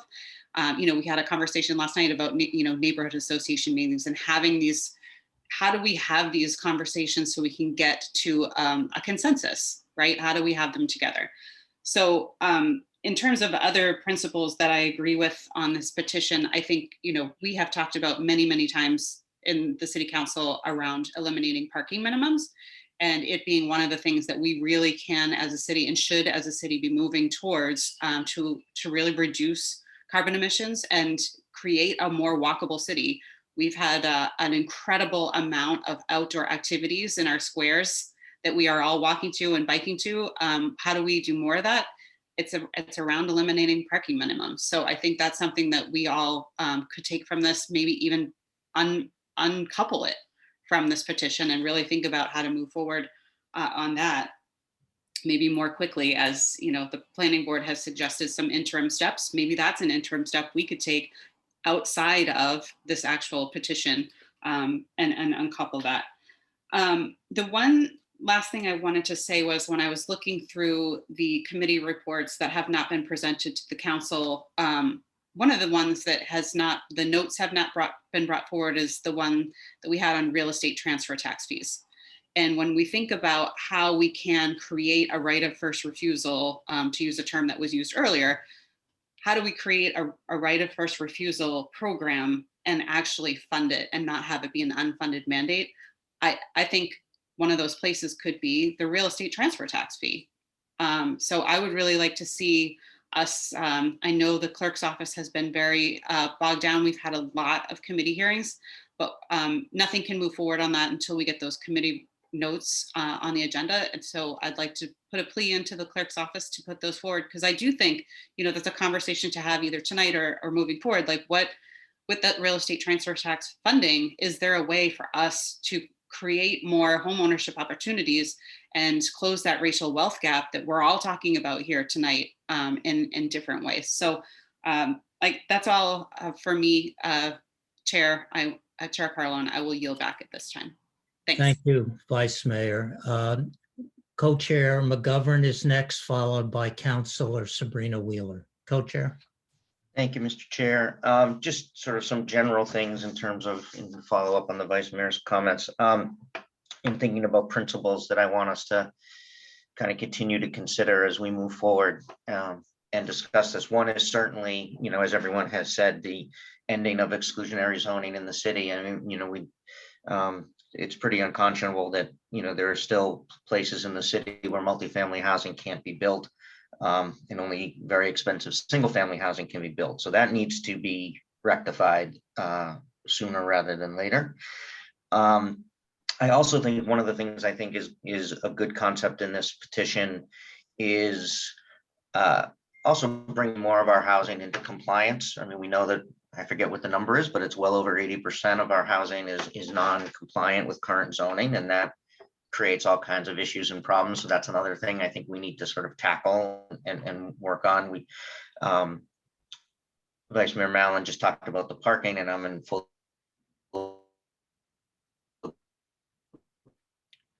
agreement. Councilor, you said on that as well. We missed part of I'm that. sorry? We missed part of that. You froze. When you Oh, said sorry. the I'm word- gonna turn off my camera. I'm in upstate New York, and I Oh. might as well be. I don't know. Never mind. Anyway, so I think my internet is being run by a couple gerbils on a wheel. And so the parking, I agree with the Vice Mayor on that. And I wanted, around the affordability of this petition and what kind of housing this is going to produce. I think that's tough to say. I mean, there's certainly I think it's reasonable to say that if you build housing that is less square feet and it's smaller, that housing is going to sell for less money than a larger home.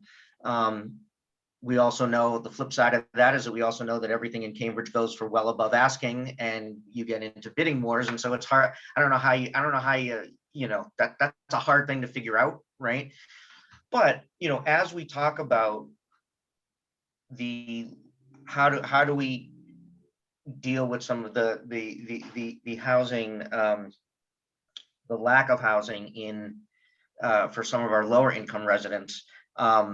You know, there's a lot going on around that now, and not enough, but certainly there are a lot of projects in the works. But we do also, I think it's an and conversation, because there is also a need to talk about how do we produce housing for folks who earn too much money to qualify for inclusionary or those other programs, but not enough money to afford to stay here. And that is a huge number of people that are leaving our city. And so, and that's kind of a, you know, that's a missing piece in this. So I really want to see this as an and conversation. I don't want those people to be left out of this conversation, because that's an important group of people too, who we are losing. And so those are sort of some of the big things around, you know, ending exclusionary zoning, bringing more housing into compliance, dealing with parking, providing, you know, some homes for folks who really are falling through the cracks because they earn too much, but not enough. Those are all serious things that I think we can move forward in discussing. And my guess is there's a lot of agreement on the council and in the community about those issues. So I'm hopeful that we can pull some folks together and rethink this a little bit. So thank you for that, Mr. Chair. Thank you. Before we move on, the clerk has notified me that we're down to 12 minutes, and to give everybody enough time to speak, I move that we add 20 minutes to the meeting, Mr. Clerk. On that motion, Vice Mayor Mallon. Yes. Yes. Councilor McGovern. Yes. Yes. Councilor Nolan. Yes. Yes. Councilor Simmons. Councilor Simmons. Absent. Councilor Sabrina Wheeler. Yeah. Yes. Councilor Toomey. Absent. Councilor Zondervan. Yes. Yes. Mayor Siddiqui. Absent. Councilor Carlone. Yes, Motion passes 6 in favor, 3 absent. thank you. Councilor Sabrina Wheeler, you have the floor. Thank you, Mr. Chair. Through you, yeah, I was going to share some thoughts on it as well. I feel like I've had a lot of conversations with residents about this petition, and it's only the second time we've talked about it as a council somehow. I would frame it, remarks in terms of how Councilor Carlone had framed it, with in terms of principles, with what we'd like to do and how that compares or differs from the petition. I think a big piece that to figure out, and it's probably the most complicated piece, is not actually even the policy. It's how do we center the people, to paraphrase our Congresswoman Ayanna Pressley, how do we center the people who are closest to the pain on the affordable housing crisis, and have them be closest to the power. I think that should be true on any issue we work with on the council, but especially on urban planning, because that just hasn't been the history of how urban planning has been done in this country when you think about urban renewal and displacement, and so really trying to have that be a core to this. In terms of the policy, I think really starting from the principle that the status quo is not working in Cambridge. The median 1-bedroom costs $2,300 to rent. The median condo costs more than $760,000 to buy. The median single-family home costs more than $1.5 million to buy, and particularly that last one, because if we're only allowing single-family homes, or if we're only allowing duplexes, and those cost $1.5 million, we're just excluding a lot of people, both people who don't live here yet and our own residents, right? If you can't afford a $1.5 million home and that's all you can build in a neighborhood, you're excluding vast numbers of people. And it's not a surprise that the most diverse parts of our city are also the parts of the city that have the most diversity of housing and apartments. And the least diverse parts of our city are the parts where you can only have a single family home or only have a 2-family home. Those things go together. I do think that the other thing the city and the council needs to think about is how we exclude people even in neighborhoods that are not technically single family only or 2-family only.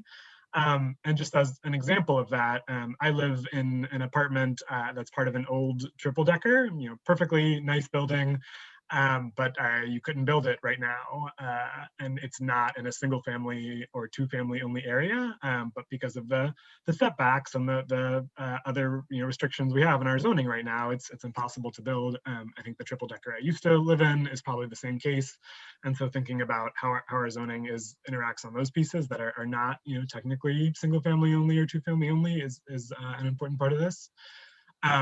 In terms of what an alternative to this petition would look like that I'd be interested in, I think the petition focused on allowing developments with a certain number of units, a certain size citywide. I'm going to get the number wrong, but want to say 4 to 8 unit buildings of a certain size, allowing all of them citywide with a new end zone.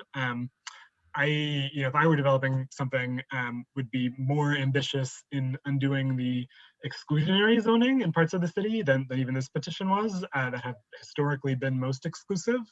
And if we do that, I think we could actually trigger the inclusionary zoning ordinance that would require affordability by allowing buildings that would require that in the most exclusive parts of the city historically. And then because the history of zoning, because of Massachusetts bans a lot of tenant protection statewide, and too often development has meant displacement, being more cautious in neighborhoods with more lower income residents, more people of color in non-affordable housing, to make sure that new development doesn't mean displacement until we have more tenant protections.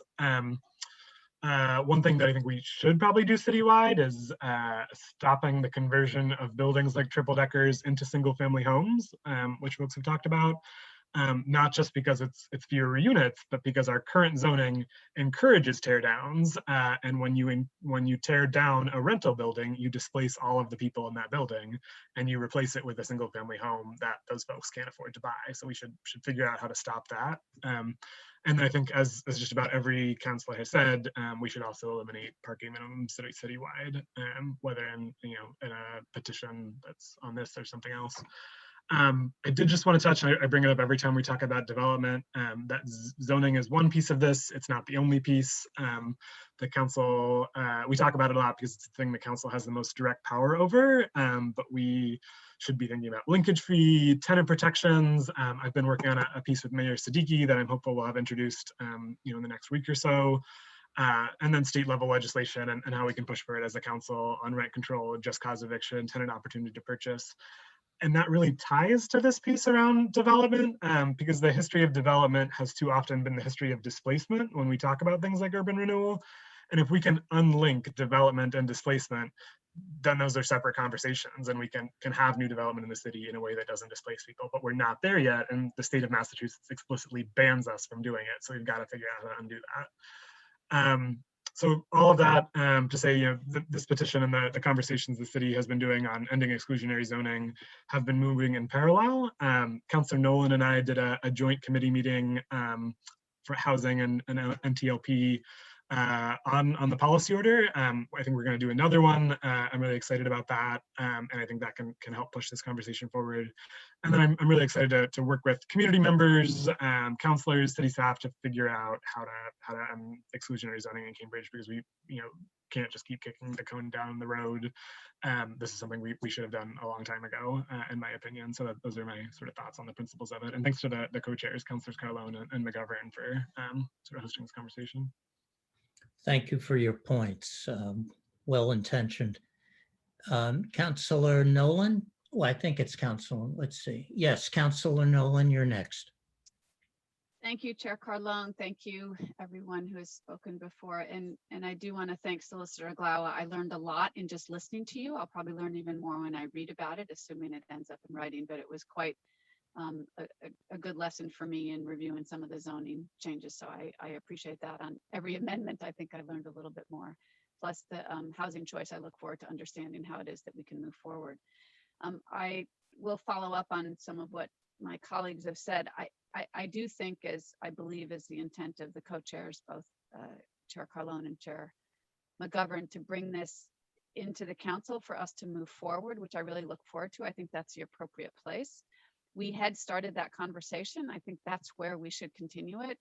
It had been in the joint committee of the Housing Committee and the Neighborhood Long-Term Planning, based on that policy order filed initially by myself, Counselor Sabrina Wheeler, Counselor Simmons, and Counselor McGovern, but it was the whole council who said, yes, let's move forward. Let's talk about ending the exclusionary zoning of single and two-family only zones. I recognize it wasn't the whole council that had that, and yet those joint committees include every single member except the mayor, who was present at it and is often present, and Counselor Toomey. So, but I'm happy for it to be the whole council or an ordinance or some other. I do think that's the appropriate place. I agree that it's exclusionary zone only of single or two-family only zones. I think, however, my key, and I'm parking minimums, but my key plea is that we really need to study and understand as best we possibly can what the impact would be. Yep. We saw with this petition that the petitioners used an example that they say, oh, it's just an example. But if their example is that a tear down of an existing two-family home, that instead of being a single family is going to be 6 homes, and if they're wrong and instead of $750,000 each, they're actually $1 million each, then it actually goes in the exact wrong direction for anything that we actually need. It could be, though, that it's actually $500,000 each. It's just that you can't just throw something out there and say, this is what we hope will stick. Whatever we do, and my plea to all of us, and also hopefully we'll be turning this over to the Community Development Department and others to address these principles that we're articulating, which is end the exclusionary zoning of single and two family, understand how it is that we can make more of the existing homes that we have perhaps legal. But the real principle is that we have to also ensure that we don't, in doing that, I'm still a believer in some open space and some permeability. The parts of the city that have the least amount of open space have the highest density of folks who are low income, and it's a public health issue in my view. So what we do, I really believe that we have to make sure that we demand and we get as best as possible. Nobody can predict exactly, but really look at the existing markets of what has actually happened, what then would have or could have happened, in order to make sure that if we do pass something this magnitude, which I am 100% in favor of, that we don't end up worse off than we were. As several other of my colleagues have said, if we end up producing something that is simply going to increase the number of housing for folks making 2 or 3 times the area median income, instead of producing housing for people making maybe just the median income, which is actually still pretty high. As Councilor McGovern said, there are some who don't qualify or making a very good income, but they still can't qualify for some of our affordable housing, or they can't qualify to buy an existing home here.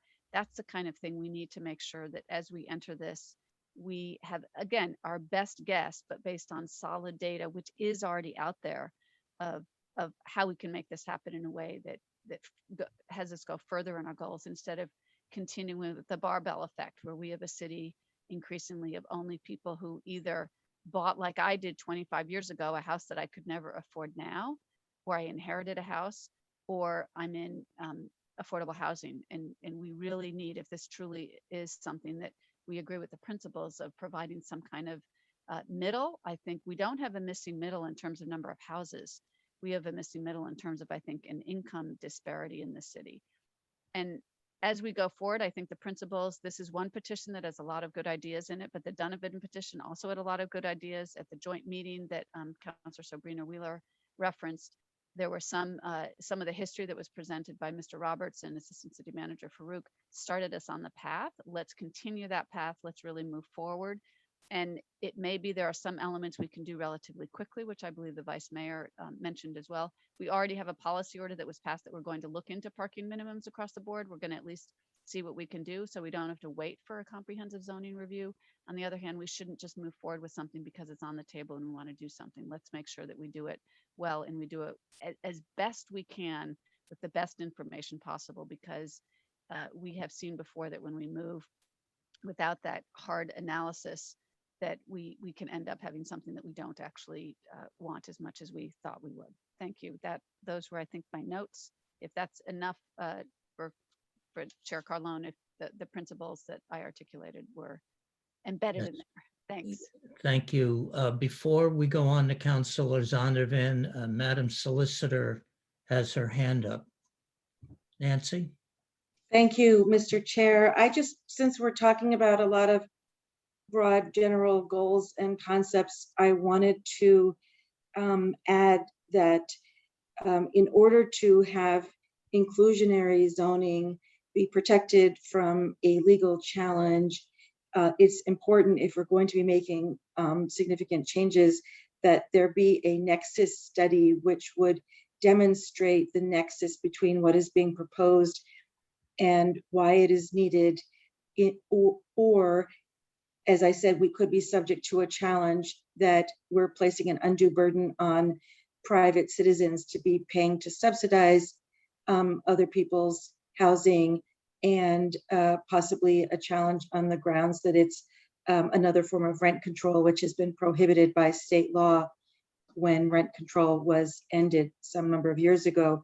So I think that it would be very helpful for the council and staff that you'll be working with to keep in mind that if you do want to make significant changes that do involve the inclusionary ordinance, that some time should be built in to allow for there to be a nexus study to make sure that we have the appropriate record to be able to defend that.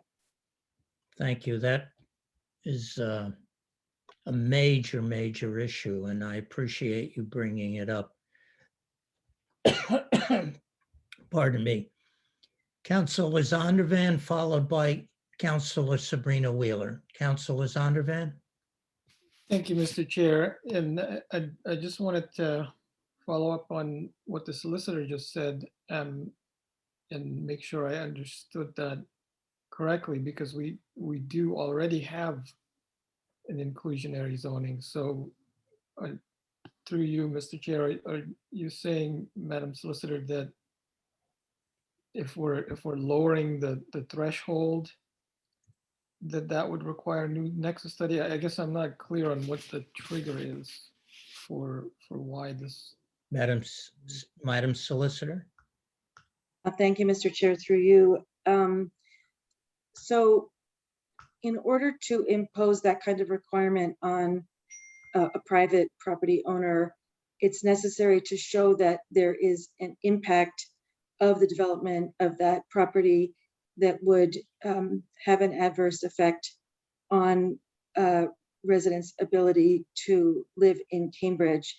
So for example, if you're building some new R&D facilities,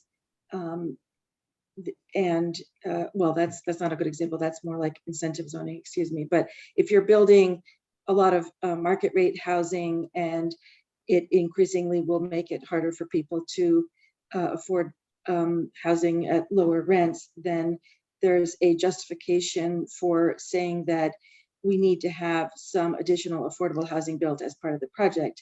What the court has said is that it would be an unlawful exaction, and I know that I used the word exaction recently in a way that I think was incorrect. So hopefully people can recall that and let me replace that with the right formulation. It would be an improper exaction to simply make private property owners bear that cost. But if you are giving some sort of benefit to the private property owner, which compensates them for the additional expense of providing the affordable housing, that's considered permissible. So we have developed, when we first developed the inclusionary ordinance back in 1997 or 98, we had an extensive nexus study which established the need for that. And we had a rough correlation, or a pretty close correlation, between the amount of the density bonus that we provided a developer and what that additional housing need was, so that the cost to the developer of providing the affordable housing was offset by the additional density bonus that was given to the developer. So although that may not be considered as ideal as simply asking developers to give us some housing, that would in all likelihood be unconstitutional. So you need to do the nexus study to show the correlation, and then to establish components in the inclusionary zoning to be legal within the constitutional framework. So that's a rough sketch, and I may not have said it exactly perfectly. So please understand that this is actually fairly technical, and it's a very complex constitutional analysis, but it is something that's still considered required now, and we have done a nexus study before each of the major changes that we've made to the inclusionary ordinance in the past, and it's still the law that would be required in order to support the imposition of those requirements and withstand a legal challenge. Thank you. I actually think you were very clear. It's confusing, but you're very clear. Councilor Zondervan? Thank you, Mr. Chair. Through you to the solicitor, thank you for that explanation. I think, and I won't ask you to answer this now because I do recognize the complexity of all this, but I do wonder about the homeownership aspect of this, because we're not asking the developer to give us anything. We're essentially exercising a right of first refusal to purchase a certain number of the units that are being produced. So I think you'll probably say we still need a nexus study of some kind, and I would agree with that. But I think it would be helpful to have a more full analysis of the implications of a homeownership program in this specific case that we're contemplating versus the rental units, where it is a different arrangement because the developer is kind of giving those units to the city, whereas in the homeownership case, we're purchasing those units from the developer. So I'll move on, Mr. Chair, and I really want to, in terms of principles, really center, as some of my colleagues have mentioned, their concerns around equity and justice. And, by way of example, there was a project a couple of years ago in the port that I got personally involved with because I was helping some of the tenants find housing because they were actively being displaced. And this particular project was a 6-unit building that had been purchased by a private developer, and those 6 units were vacated and the residents were displaced, and it was turned into 2 luxury or market rate, whatever you want to call it, units instead. And then 4 new units were added in the back, all little 2-story cubes. So in theory, we went from 6 units to 6 units, but in practice, 6 units of relatively affordable housing were destroyed, and those tenants were displaced, and it was replaced with 6 units of higher end, more expensive housing. And that's the kind of gentrification and displacement that really concerns me, because the petition as it came before us was rejected by the planning board. It's rejected by the Black Response, by the Cambridge NAACP, by the Right to Housing. All the different groups that are concerned with equity and justice in our city are saying, if we just boost the market rate development, we're just doing more of that injustice, right? We're boosting that gentrification and displacement that's already happening in the port. And so it's really critical that we look at how do we do this without doing more injustice. And we all agree on the parking minimums. I think that's a no-brainer. We should have done it last year. But I do feel like we're sort of backing our way again into a conversation about comprehensive rezoning, because it is complicated, and every time we try to pick at one piece of it, the whole thing has to be considered. And yet every time we say that and we bring that up, we're told, no, we can't do that. It would take too much time, too many resources, et cetera, et cetera.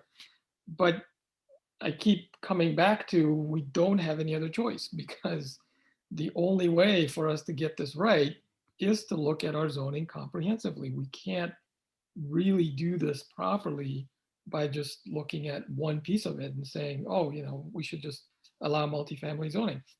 everywhere. That doesn't work because we have to change the dimensional requirements. And then that doesn't work because now we have to look at our inclusionary. And then that doesn't work because now we need a nexus study. So the whole thing is so interrelated and so complex that the only sensible way to do this is to look at it all at once and say, okay, we have to make these 10 different adjustments in order to hopefully achieve our goals. So I keep coming back to that. I don't know how we get there. You know, I look forward to continuing this conversation, but it feels to me like, once again, we're really asking for a comprehensive look at our zoning, particularly our residential zoning, to make sure that we get this right.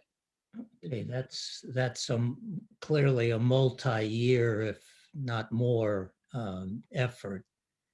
Councilor, thank you, Councilor. Councilor Sabrina Wheeler, did you have a question? I did. I had one question for the solicitor on the piece there, and it's small, but I feel like it's important. And understanding how the inclusionary zoning ordinance works and how it would interact with this. I know you didn't say exaction in this part, but if I was understanding your argument right, it's that inclusionary is based on impact, and so it's you know, to minimize the impact of new housing construction. And I just guess I want to really make sure I understand this, because I don't feel like that could be how it works.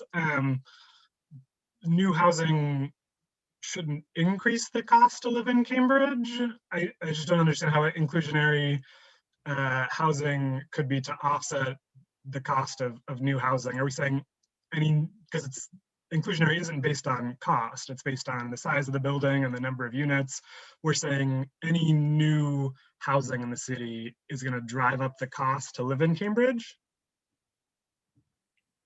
Madam Solicitor, quick comment.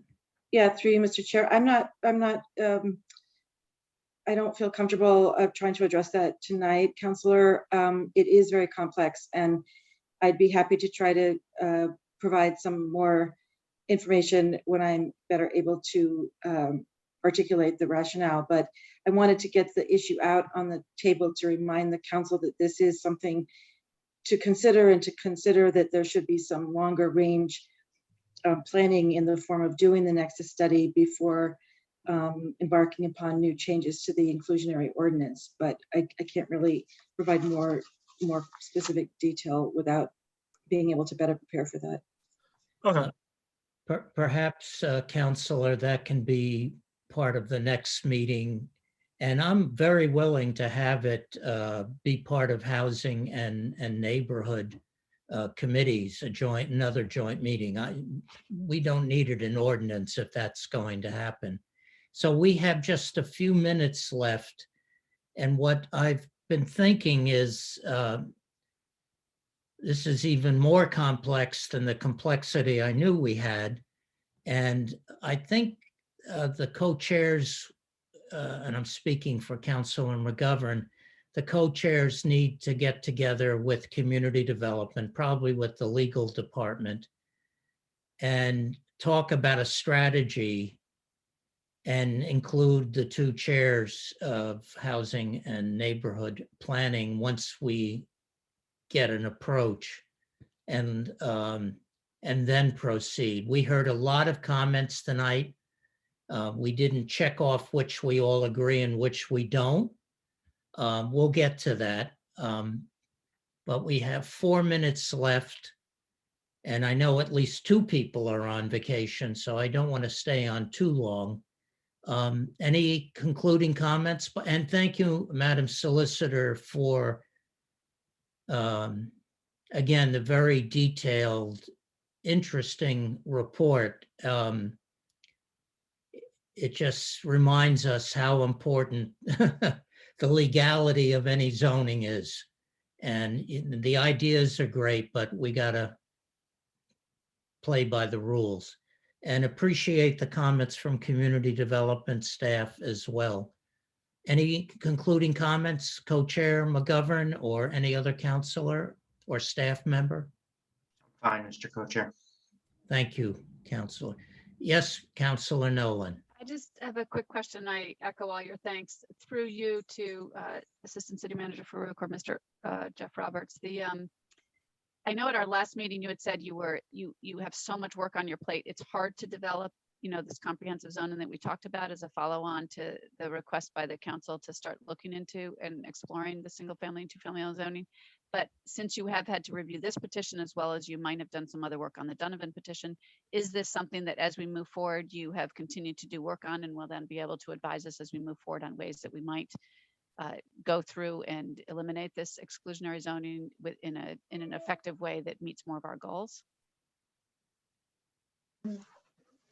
Through you, Chair, and I am gonna I'm gonna let Jeff speak to more of the specifics, but I did want to take the opportunity to say that I don't think that a comprehensive rezoning would actually be the solution to this particular issue, because things like a study, the justification study for inclusionary zoning would still be required and is not going to be dealt with through a comprehensive rezoning. That's something that we have to update sequentially every 5 years or so. In the last study we did was in 2016, and at any point, even if it was the day after a comprehensive rezoning that the council chose to look into modifying the inclusionary requirements, that would be something that would be warranted at such time. And similarly, in terms of I think the note about just modifying to allow multifamily in all districts, and the concern regarding dimensional standards, that is absolutely accurate. But actually that would be solved by the proposal or the idea. I wouldn't say that's a planning board proposal. It was proposal by a planning board member. Ms. Farouk, I'm sorry, we have to vote on extending Oh, I apologize. the meeting. No, I want you to continue. And it's fine. We can continue this later. I recognize everyone. Oh, I don't want to cut you off. We're at a good point. I'm fine ending it So- here.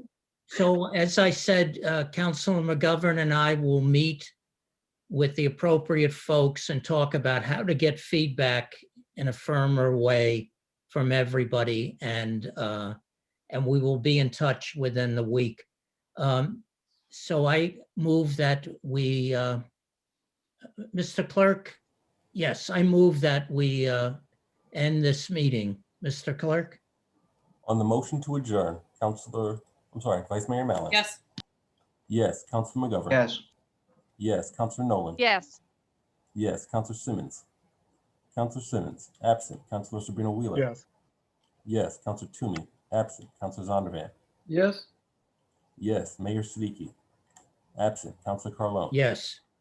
Yes, motion passes 6 in favor, 3 absent. Thank Mr. Chair, before we all leave, the mayor's not with us because she's at graduation for CRLS, so congratulations to everybody. Sorry we all couldn't be there. But I saw some of the pictures. It looked pretty awesome having it outside at Denny. So Cool. So thank you for everybody in the input. We're moving forward. We're not stopping. We're moving forward. And I thought the discussion was excellent all around. So thank you. Have a good night and happy vacation to a few of you. Take care. Thank you. Bye-bye.